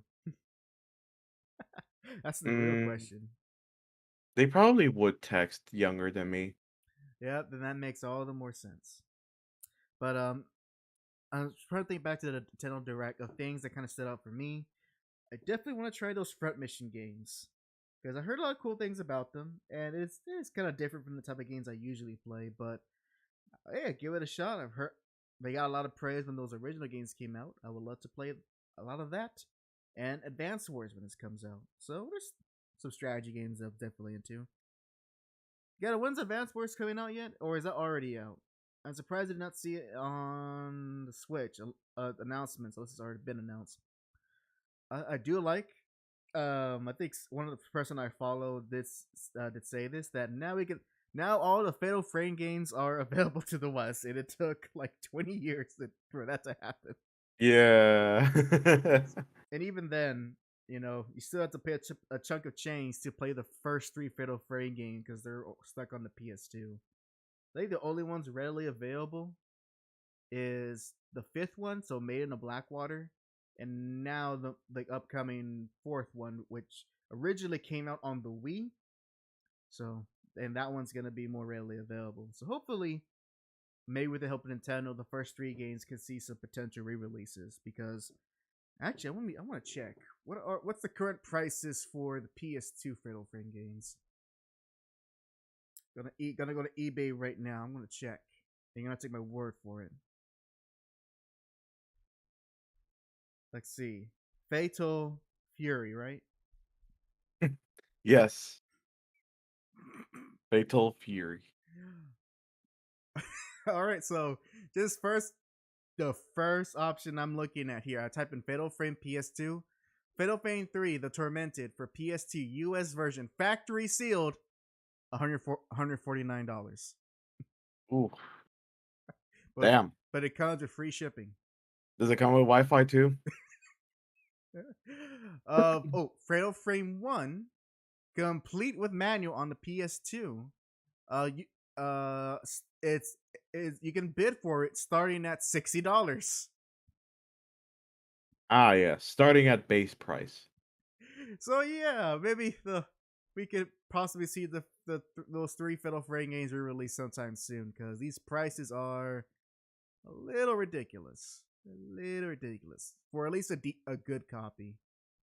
Maybe be lucky if you get one in somewhat condition. Ghetto says, no, Advance Wars was supposed to be out months ago, but got put on hold because of the war in Ukraine. Huh. Well, good thing Ukraine's waiting now. It's getting to the Russian borders. No, that was going on because I have. Yep. They took back their land. Now they're gonna, and Russia was trying to plead for surrender. Oh. Well, not them saying to Ukraine that they surrender, but Russia actually saying that they want to surrender, like have a treaty, end the war. Oh, a ceasefire. Yeah. I see. Huh. Interesting. Well, that's what I get for not paying attention to the world news. It's literally like a Civ game to me. Whenever when it comes to like this whole situation, Ukraine literally said no and said we're gonna keep doing this for war. It reminds me of every single thing I do in Civ where I have like 2 cities, but they're super well guarded, and then the bot decides, hey, I'm gonna go take over his stuff, and proceeds to get curb stomped by my units. And then when I start taking their cities, they're like, "Hey, let's try to end this war, please." Like, no, we're taking everything. Yo, bro, I was just kidding, bro. It was just a break, bro. Like, no, I'm break. taking everything. I'm taking everything. So there's a front mission. Trevor, do you remember? I know. Oh, okay. Okay. So for those Square Enix, 3D, environment sprite games, like they look great, but can they? Is it too much to ask him to give them better names? Like Octopath Traveler, like it might actually no. It all started because I'm gonna assume it's the same development team, but this trend of having these weird titles that essentially just explain a mechanic in the game all started with Bravely Default on the 3DS, and we let that slide. Yes. We let that slide because literally the game is called that because there's mechanics called Brave and Default in the game. And then you have Bravely Default 2. Okay, that's fine. And then we cut to Project Octopath Traveler, name not final. Then just drop the project. And it's called Octopath Traveler. We're going, you know what? Like, why is it called that? Because there's 8 paths. There are 8 characters to choose from. Like, oh my god, 8 paths, 8 characters. My god. Yep. So, all right, that's fine. And then, of course, there's recently Octopath Traveler 2. It's all right. Okay, you know, that still sounds very RPG-ish. A little bit. Then, Triangle, I still can't get over it. Triangle strategy. Literally whenever, on my birthday, HAC came to my house and he was giving me hints on what he bought me. And here, the funny thing is, I knew the game he was talking about. I don't remember what was the question. Like, what exactly was the question again? Do you remember? I think it was. I think the hint I was giving you it that it was an it was an RPG, and that it was Mhm. a and that it was specific. I think it was and it's a very one with a very boring title. I think it was that, or yeah. And then like and the thing is, I remembered, I remembered all the like all the cutscenes were going in my head, but I could not remember the name. Yeah, until I revealed it, and yep, Triangle Strategy. Yep. That says they're all under the same meta series. I explained from the same producer. Makes that makes less sense. So in that same meta series, it was various day. What? Various day. Oh my god! I'm just Jack. I'm upset. I'm upset. Various day life. Oh, what's the mechanic? Oh, it's all about various day lives of various characters and how you can do I can't different. wait for the farming sim one, because then it'll be crop growing. No, it would no, it would be it would be called um sextangonal farming. Sextagonal farming. Speaking of farming, so I'm actually looking at all the games that were announced and had their own trailers. I'm looking. So it's farming games. I see Rune Factory 3 Special, which is a re-release. Story Mhm. of Seasons of Wonder Life, which is a remake, I think, of the very first Harvest Moon game, if I remember. Another part game. I don't think so. I think I have the first Harvest Moon game. I think it's the one of the ones on the GameCube. I know because one of the Harvest Moon's games called Harvest Moon. It's a Wonderful Life, and I remember in the trailer it said from 20 years ago. I'm like, wait, Story of Seasons didn't exist 20 years ago. Then I remembered that the team who did the original Harvest Moon's games, they went on to do their own, essentially their own farming sim when they went away from their publisher, and that was what Story of Season is, the Yeah. successor to Harvest Moon. So when the trailer said that, I was like, oh, so this is a pseudo remake of that Harvest Moon game, just not called Harvest Moon. I do like the fact with this this Story of Seasons game, the child that you have actually does grow up. I actually thought that was very impressive where they're just looking through and like, yeah, you can actually like live an entire person's life in that game. I'm like, okay, that's actually impressive. I don't think even Stardew Valley goes that far, right? No, Stardew Valley just keeps them infinitely as a toddler. Right. It's like, nah, man, you're gonna experience it. You're gonna simulate the elderly life by. Although I do find it funny how they make him look old, and it's the same model, but just kind of But gray out the add hair eyebrows. a bit, add like a bit wrinkles here and there, but he still Give look youngish. yeah, just give more eyebrows. He's like anime old. Yep. Is it which is that's about old where you know how like I know now I know why it makes sense, but I remember as a kid, just to briefly talk about Naruto, just briefly, don't get excited. Yeah. Was I always found it weird how Naruto would always call Lady Tsunade old, and I looked at her like she doesn't look that old. She's older, but she's not that old. Mhm. Until I think Geto told me he's like, nah, she is a bunch of jutsus to make herself look young. It's like, oh, I see. But them It's advanced makeup. but them Don't them jugs. try. I try not. Whatever. Another farming sim game, Harvestella. Yep. That one. Yeah, it's. Let me know what it turns out because you downloaded the demo.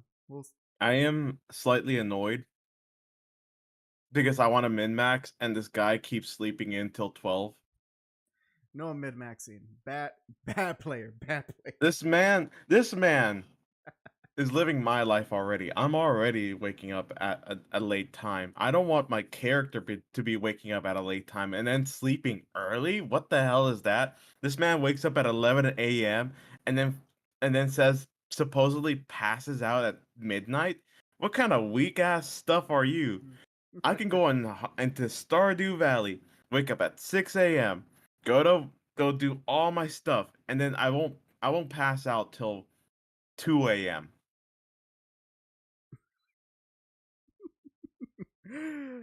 Well, different. This man that just it's a regular human being in Stardew Valley, and this man, I don't even know what he is. He doesn't even know who he is or what he is. Can't even stay awake for 12 hours. Pathetic. He spits on you. Spits on you.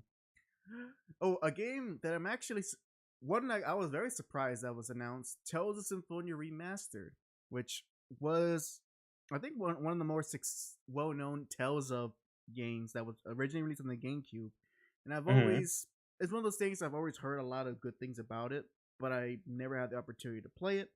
So this was like this could be a good way to get into the Tales of series because Lord knows a lot of I need to know the context. A lot of those are made up words. Also the one that got a little memed, the fitness boxing Fist of the North Star. I saw that. I'm like, hell yeah! I can't wait to see what HAC says about this. I actually, just for the novelty, I think I might actually buy it just for the novelty of it. Hey, those at worst, it will be a waste of money. At best, it will be a surprising rhythm game. No, it's not even a rhythm game. At best, it will be a decent exercise game for you. If you want to call it exercise. Hey, it's the same thing as like what's the thing? We Fit stuff? At least we fit. You actually have to do push-ups or be in a position that exercises your core. But the problem is, apparently, you can't be over, I think, 330. If not, the game locks you out.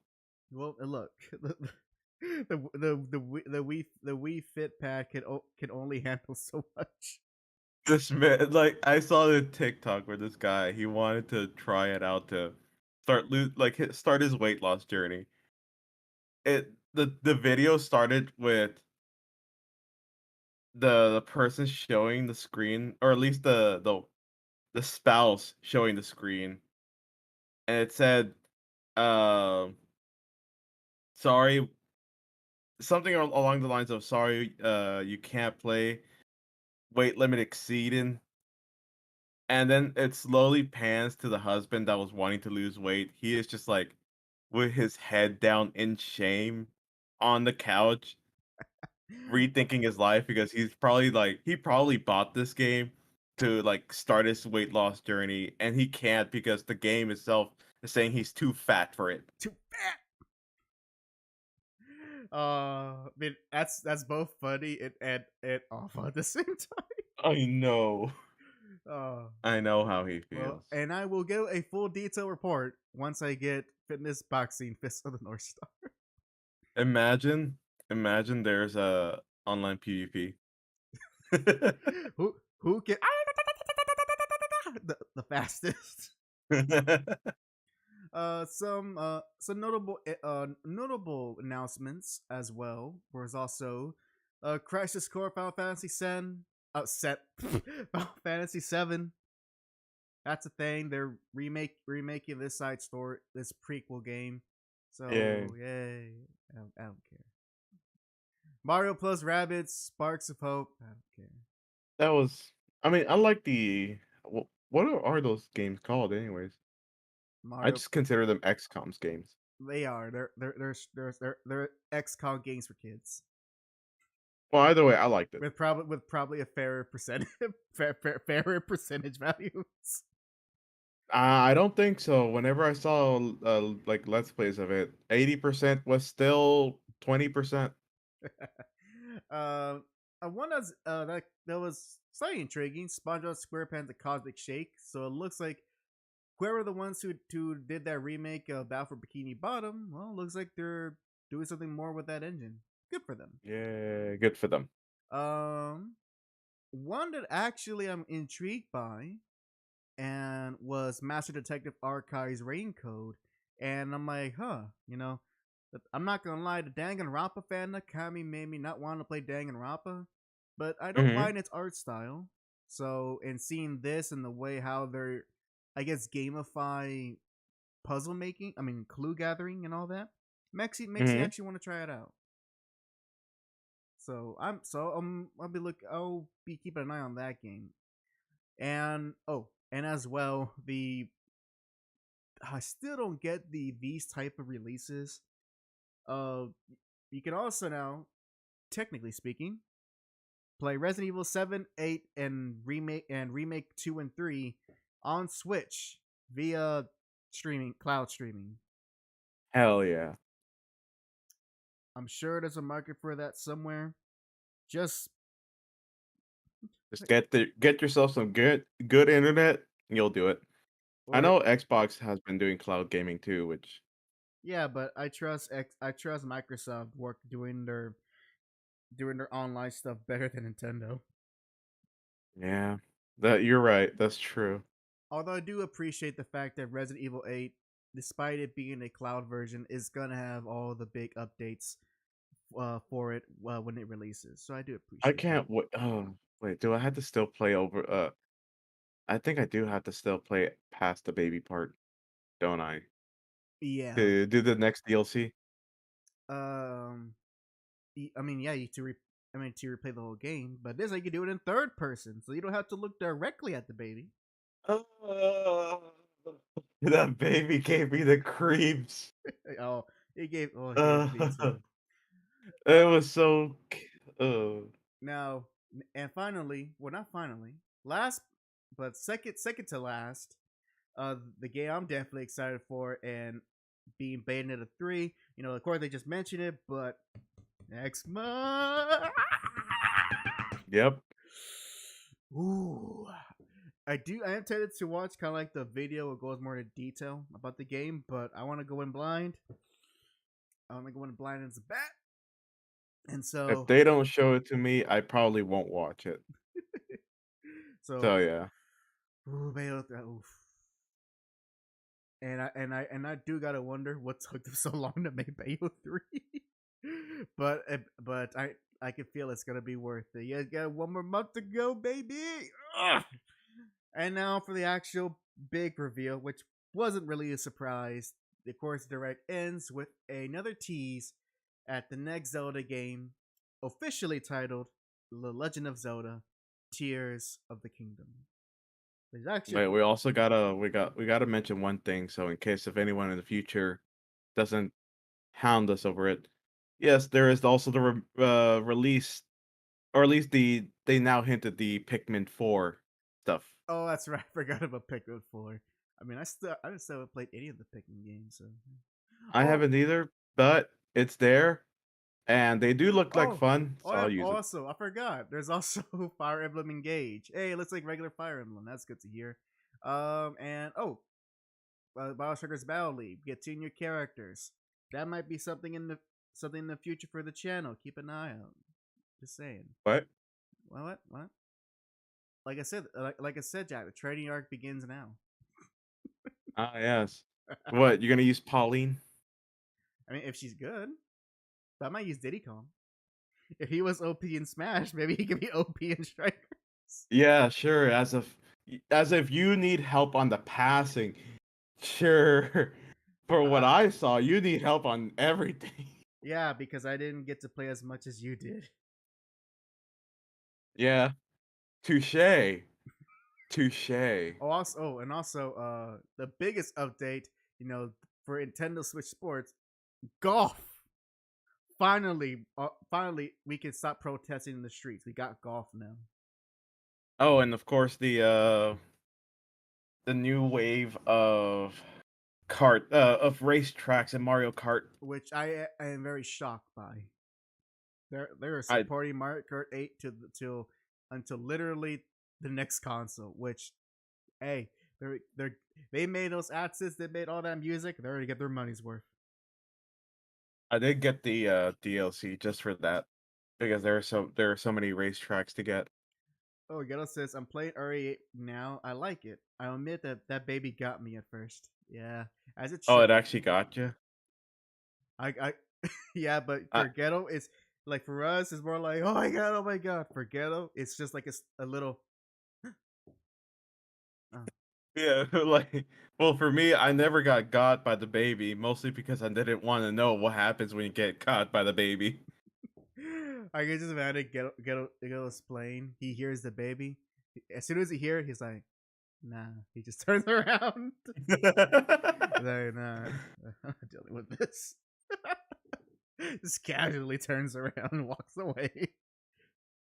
But yeah, okay, yes. So aside of other announcements and among others, Tears of the Kingdom, uh, which looks like more Breath of the Wild, but this time you could go to the skies. Go back, this guy. We're gonna take over the skies, ladies and gentlemen. That's right, sky high. Here we It's go. all going full circle from here on out. Yes, yes. Now we're gonna see what Skyward Sword the true potential of Skyward Sword. We're gonna play how it was meant to be played. Bringing back the motion controls. Imagine if they do bring. Well, I mean, there is motion controls, but imagine that they do bring back sword combat from Skyward Sword. Hey, and also Twilight Princess, which I actually liked a lot. Yeah, but it was For weirdly, it was very responsive. Yeah, but it was very rudimentary. But yeah, you're right. It is her start out in Twilight Princess. But Tears of the Kingdom looks intriguing. Not much to say because it was pretty much hyping up Link jumping off of literally Link jumping off a cliff, and I would say that was a very impressive trailer shot, seeing all of Hyrule from that high. But we'll have to wait and see. But the cool thing is the game's coming out next month during May, and I'm gonna first to call it. It's gonna get delayed. I'm gonna call it right now. Hell yeah! It's yeah. Forget that May announce date. I am calling it. It's gonna get delayed, and if I am wrong, then for once, Nintendo can actually release a Zelda game without delaying it. Oh, and them Splatoon fans, they have Splatfest, the new one going on. Who cares? You know what's okay? So the one thing that I have my gripes over it, which was it was the question, and it wasn't even them. It wasn't Nintendo I have gripes over. It's our favorite blue Muppet. Oh, Olar. Yeah. And it was just a little side joke that he was doing, but it for some reason annoyed me. I don't know why. Is that something that happens often? I never watch his content. It's been a while since I watched his content, but Grover's little nephew, I'll call him. But basically, the question for the Splatfest was, what would you bring on a deserted island? Would it be gear, grub, or fun? Yeah. Which was And I don't know if it was a poor attempt at a joke, but he's like, and this question irked me so much, but because it all depends on the island. I'm like, oh no, you're one of those people that overthinks a simple question. It's a generic island. What do you bring? That's it. It's not something like, oh, it's a deserted island. Oh, it's a lava deserted island. Does that confirm that Grover's nephew might be on the spectrum? Since he's being very anal about it. Probably. Speaking of anal, Ghetto here says, "Hell yeah." Ghetto says, "I did let out a small oh hell no when I heard the baby." As you should. Yes. As you should. Oh man, I kind of do dread because I do want to replay the game once that third person update comes out, but I do dread going to the baby part. It's not even a third person update. I think it's like after the event. No. No, I remember clearly. No, there is to be an update in October in which you can play the entirety of RE8 in third person, not just the DLC. Oh, okay. I'm talking about the DLC. Like, do you have to replay the whole game and then do the DLC, or are you just able to access the DLC? No, you can access the DLC. Okay, You don't then have to. I don't have It to. makes no sense. I mean, it makes no sense that to pay for a piece of content that you can't access if you haven't beat the game. Well, it's because I've been not what's the word? Not spoiled. Uh, there's a word that I'm looking for. Is it similar to being Abused uh, by Dark Souls, oh, where a certain part of a DLC is like you have to go somewhere very specific and then look at a painting, and then you pretty much Mario 64 through that painting, and that's part of the DLC. well, to be fair, uh, people have a very abusive relationship with Dark Souls. They keep saying that he's doing good and that he's working on his problems, but they keep coming back to it, and they keep saying, "Why do I keep doing this to myself?" And they just have to admit it that they're just that they can't live without him, and it's a very disappointing thing to hear. Yep. Which is why I got out of that toxic relationship. Which is why you didn't even start the relationship. Exactly. I just saw you know what it is? I flirted a bit, realized like, oh no, I'm not into this, and I got out. This slight flirtation. I was like, nah, I'm not dealing with this. flirted too hard. Just give me one drink and it sorry, joke's done. But yeah, those are all the announcements. And yeah, honestly, uh, obviously there wasn't a lot of big announcements, but overall, I think it was a decent direct. I think for like big Nintendo games, it was obviously scarce, but I think it shows the cool fact that, which I think a lot of people who play a lot of Nintendo stuff, especially during the Wii and Wii U era, they get they pretty much got so accustomed to only be excited for the big Nintendo games where they're announced. And when they are announced, it is exciting, especially if it's something that's like on the level of Metroid Dread. Oh yeah. But one thing that the Wii and Wii U more of the Wii U especially lacked was decent third party support with games worth playing. And now that we're getting a bunch of that in Switch, now people are not, they're essentially they are those type of fans who are so obsessive of everything Nintendo. They're missing out on a whole lot of good things that doesn't have to be directly from them, but because they're so used to always just getting the stuff from them, or they just get those consoles just for their stuff, that they're not willing to take a chance on any of these other games that will provide just as much entertainment and value for their console. And And I, for one, am very grateful for these farm games. I don't know I don't care what anyone else says, yeah, or one of them big diehard fans. I say I welcome these farm games and these RPGs.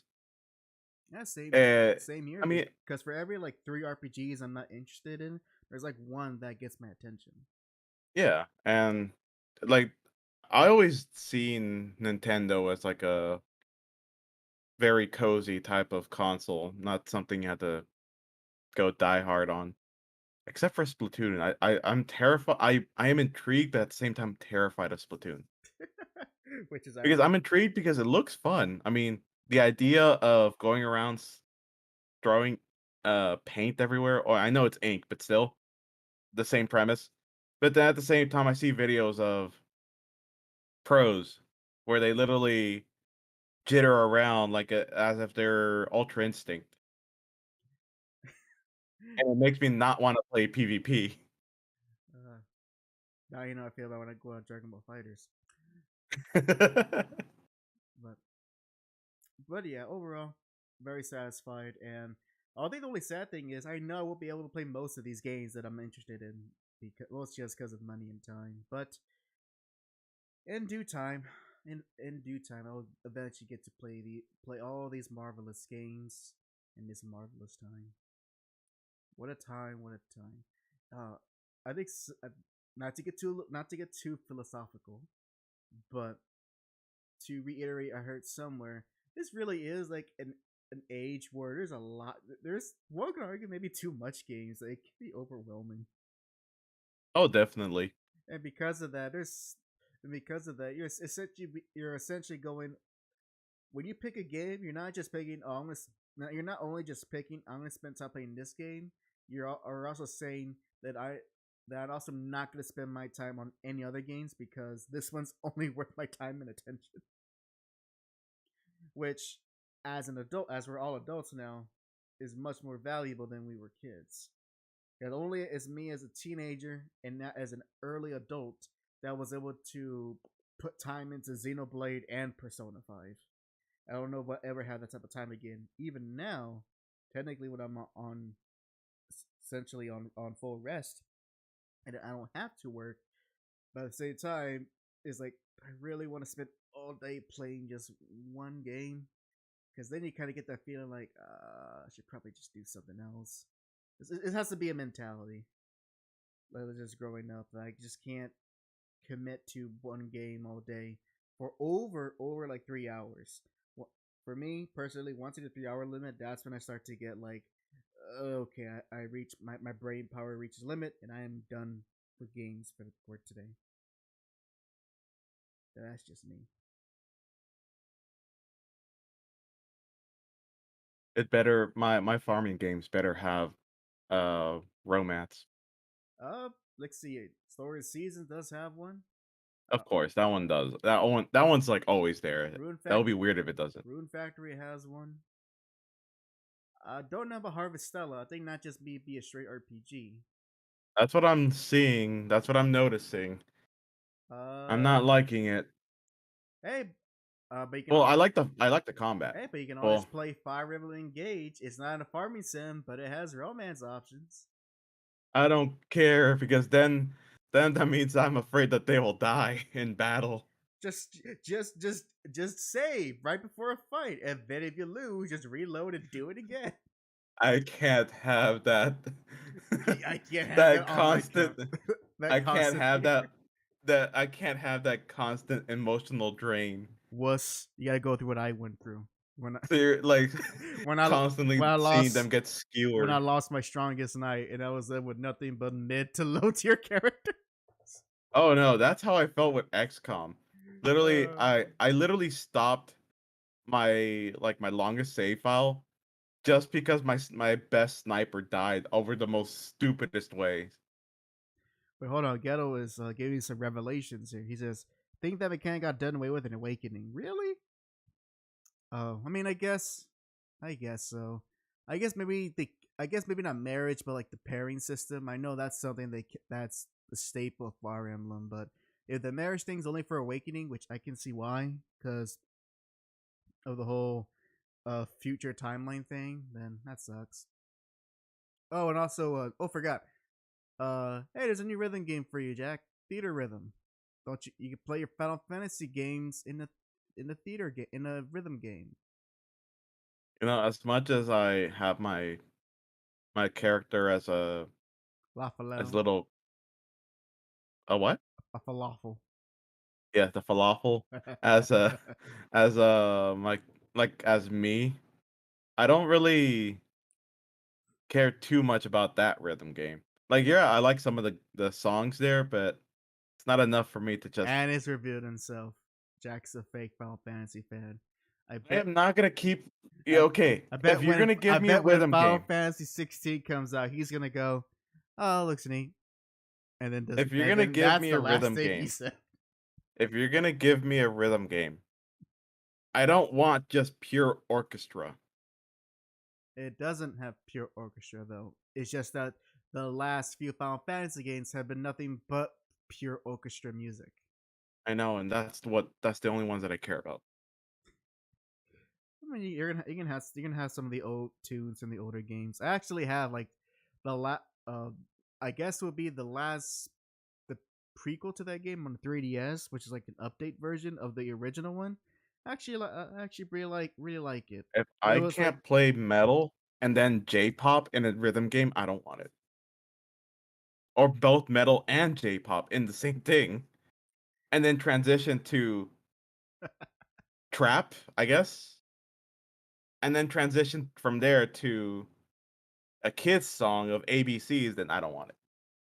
Yes, I'm talking about Osu, where you can literally make your own songs. You agree with me when you said I have high standards for wanting Bayonetta type combat for Nier Automata, and I think you might have high standards by comparing rhythm games to Osu.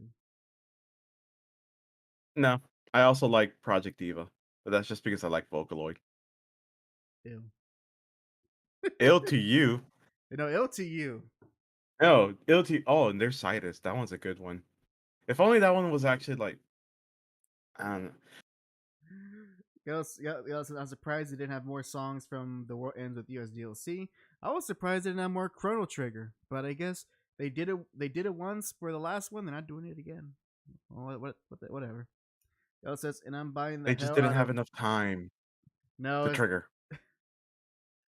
Or Chrono Cross then, because that game's actually getting re-released. Albeit apparently it was a poor re-release. It says I'm buying the hell out of 16 on PC though. Yeah, we'll see. Oh, by the way, I actually don't care about 16. It's alright. It's alright. It's illegal when it becomes 18. But did you except for some states? But did you? The only 16 I care about is Android 16. Because Yeah, he likes birds. yeah, and he's dead. You have to remind me. Hey, but he went out in the cool fashion, right? By getting stomped by Cell. Twice. I think. No, I think 16 takes a energy blast from Cell in front of Gohan, and then Cell squishes his head with his foot. Oh, I'm talking about in Fighters. Didn't he also die in there too? Oh, I never finished the story mode because I couldn't get through it. I'm sorry. I couldn't. Hey, I had to do it to unlock that free Android 21. Well, I already got original 21, so I'm fine. I don't have to go through that poor excuse for single player content. It was very bad. Yes, you saved yourself some time there. I did my time. I would rather play through Marvel Infinite story mode than play Dragon Ball FighterZ the story mode. Yeah, I said it. What are you gonna do about it, Ghetto? What are you gonna do about it?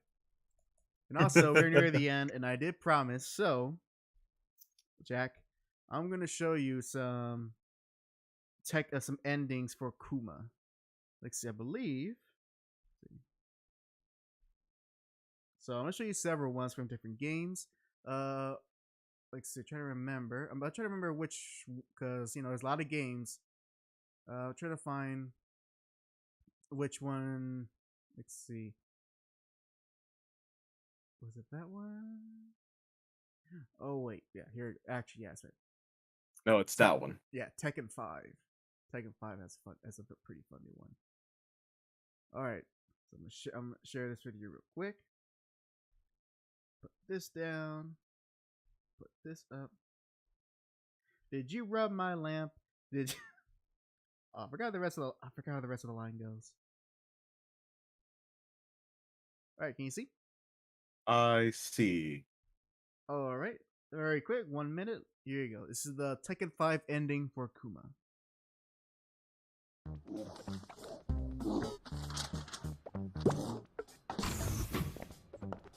Oh my god. 三島平八が面会を求めていますが、いかがいたしましょう。かしこまりました。How do they understand that? わしの代わりに財閥を守ってくれたとは感心なやつじゃ。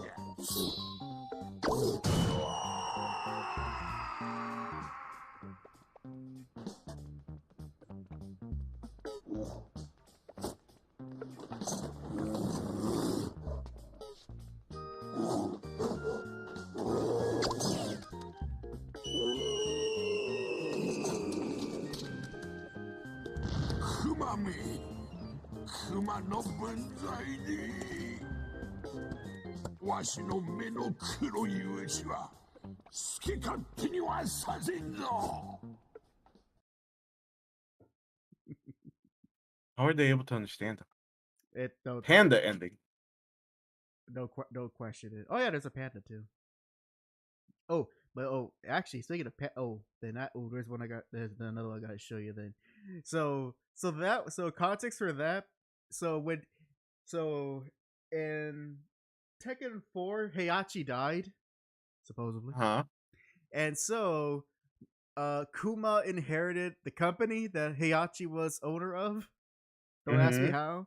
And so the context for that is that's Kuma being the CEO of the Heihachi Mishima Saibatsu. And that was Heihachi getting his job back. Now one last one. This one is from Tekken Tag Tournament 2, and it's truly something to be believed. There we go. Oh, and before you ask, I believe there is an ending for Kuma in Tekken 7, but fortunately, that's something Tekken 7 kind of faltered a bit. They don't have very memorable endings. Oh. Yeah.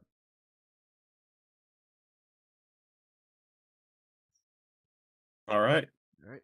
Ooh, he has a bandana. All right, here you go. This is Kuma's ending for Tekken Tag Tournament 2. せーのサンキューな。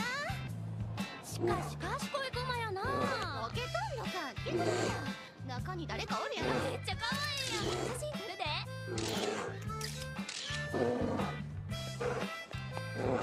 一緒に写真撮ってんな。ほな撮るで。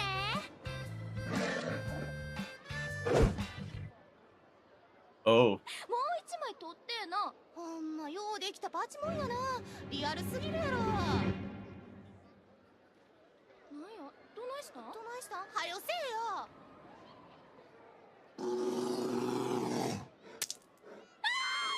Oh.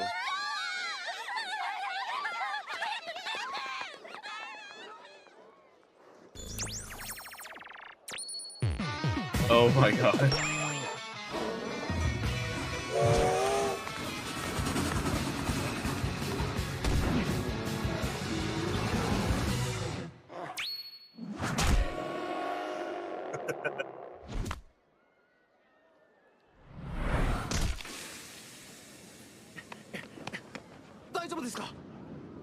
Oh no.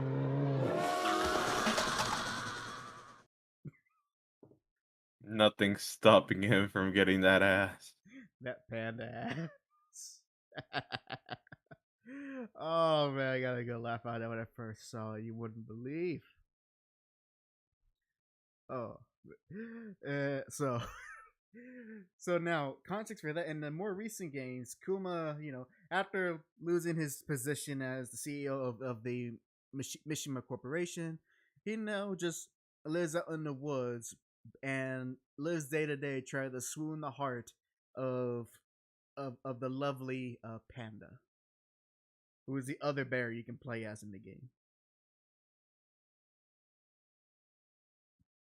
I mean, he's got goals. He's got goals. He's got more honorable goals than most of the characters in the Tekken games. You're right. And more understandable too. Actually, I think about it, there's only two characters who actually have like storylines in which romance is their motivation. That's Kuma and the sumo wrestler of the series, Ganryu. And for Ganryu, his whole thing that he spends the entire series literally chasing after one other chick through every game that he's in. That's literally his only story. He's infatuated with a character named Julia Chang and tries so hard to win her heart. And every time she says no. Hey, at least one day she'll say yes. He actually might be lucky because in the recent game, it turns out she went from being an environmentalist martial artist to an environmentalist martial artist YouTuber. In which, I kid you not, her ending quote when you win as her is, "Don't forget to like and subscribe." That's her victory. That's her victory quote. Damn. Gotta really do the plug right in the middle of battle. At the end of the battle, actually. Oh yeah, at the end of the battle. Yeah, it's like I can imagine the videos now. Let's speed up this old man for the environment. And at the end is, "Don't forget to like and subscribe." Gets beaten up, wakes up and like, okay, cut that. We're not gonna use that. It's bad for my image. Oh man. But what do you say we call it end for tonight's episode, Jack? I feel like winding down. I think it's pretty good. Yeah, I Yep. feel like winding down. All right then. You can't hear it, but I'm gonna. I'm gonna start doing this now. I'm gonna start playing our ending thing. So there's something to kind of end the stream on the YouTube end. We have an ending theme. No, technically no, but I'm gonna do it right now. There we go. You can't hear it, so don't worry about it. But it's playing right now. I will worry about it. What is it? Don't worry about it. So Jack, please tell us anything you like to announce until the next episode of the HAC JAC Show. Depending on how quickly I do my college work, for Thursday or Friday, let's do Friday. I'll test out. I'll do a stream to test out the capture card for the Nintendo Switch. I don't know what a game I'll be playing, but I'll be playing something to test it out. Awesome. And then on Tuesday, we're gonna play some Yakuza. I did say we're gonna play The Great Ace Attorney, and that did kind of stop at the same time. We haven't played Yakuza in a long while. And no better time like the present to catch up to see what's going on in this series. Exactly. And also, Virgo, he says, "Nice episode, boys." Thank you, Virgo. Much appreciated. Grazie. And by the way, don't forget the re-release of the JoJo fighting game is available on all consoles, so that might be a potential future episode for us, Jack, for another fight night, JoJo All-Star Battle. Just to you did sounded unsure whenever I mentioned it. It was like something about the spotty online, so I didn't think we were gonna actually play it.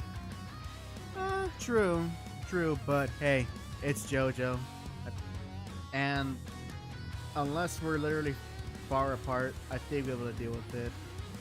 Mostly because it was actually seeing Virgo and Leo play on their streams, and it didn't seem like they were having too bad for disconnection. So I was like, all right, as long as it's just us, we should be okay on online. All right then. Yeah, but that'll be for a very future episode. And as far as my things, I do apologize. I did say there would be a chill stream last Saturday. I lied. Mostly because why'd you lie? My weekends have been getting too busy for me, which is ironic considering I should be at home resting. But that is true. What the hell are you doing then? Stuff that I'm always have obligations to do. So I can't. Also, you never really addressed that title for the show, for the episode today. Oh. Hey, well, we were talking about a whole bunch of RPGs, so why the heck not? For a second, it sounded like a freaking. It does sound like an isekai. My God, did your sister get isekai'd? First of all, I'm sorry for your loss. I'm pretty sure Truck Coon's there waiting at the funeral to send her off into the new world. Oh man. Oh, I knew it. It was during the car wash, wasn't it? Yeah, that's the day she truly learned to appreciate anime and manga. But yeah, I just need a funny title because it was either gonna be that, and also I gotta replay the song again. Replay the song again because it just finished. Hold on. Oh my God. Yeah, we took too long. All right. But I was saying the it was either that or or some dumb pun, so I decided to go with that. But actually finished my analysis so we can get out of here. I will try to do a stream this weekend. If not Saturday, then Sunday, just so I can be more active and not try to make myself so busy when I don't need. I'm not gonna rant. And of course, Spire Blood video is currently being worked on, so I'll be focusing all my efforts on getting that out. And that's really all I can actually announce as anything worth announcing. Everything else is still too far ahead for me to say anything. So, until then, thank you very much for watching episode 130 of the JAC Show. Please, folks, support us however you can, and please, and spread the show around. Share us, and wherever you go, let our names come out of your mouths or your fingers in a way that will spread our presence without us having to say the forbidden YouTube stuff. Because I am not gonna say that. Just like how we're not gonna have reaction faces on thumbnails. So I guess we could use our girls for that, but that would be kind of false. Maybe kind of false advertising. We should have Millie have a pog face. Hell yeah. Well, you can get to work on that because that's only going to be seen on the Twitch end. We're still not big enough on YouTube to do that. I need to wait till I become affiliate. By the way, I'm 31 out of 50. So hopefully soon I'll be able to get to affiliate. That way I can actually have emotes, personalized emotes for the channel. Awesome. So again, don't forget to support us on YouTube and Twitch. And with all of that said, thank you very much for watching. This is HAC and JAC. Sign out. Good night, everyone.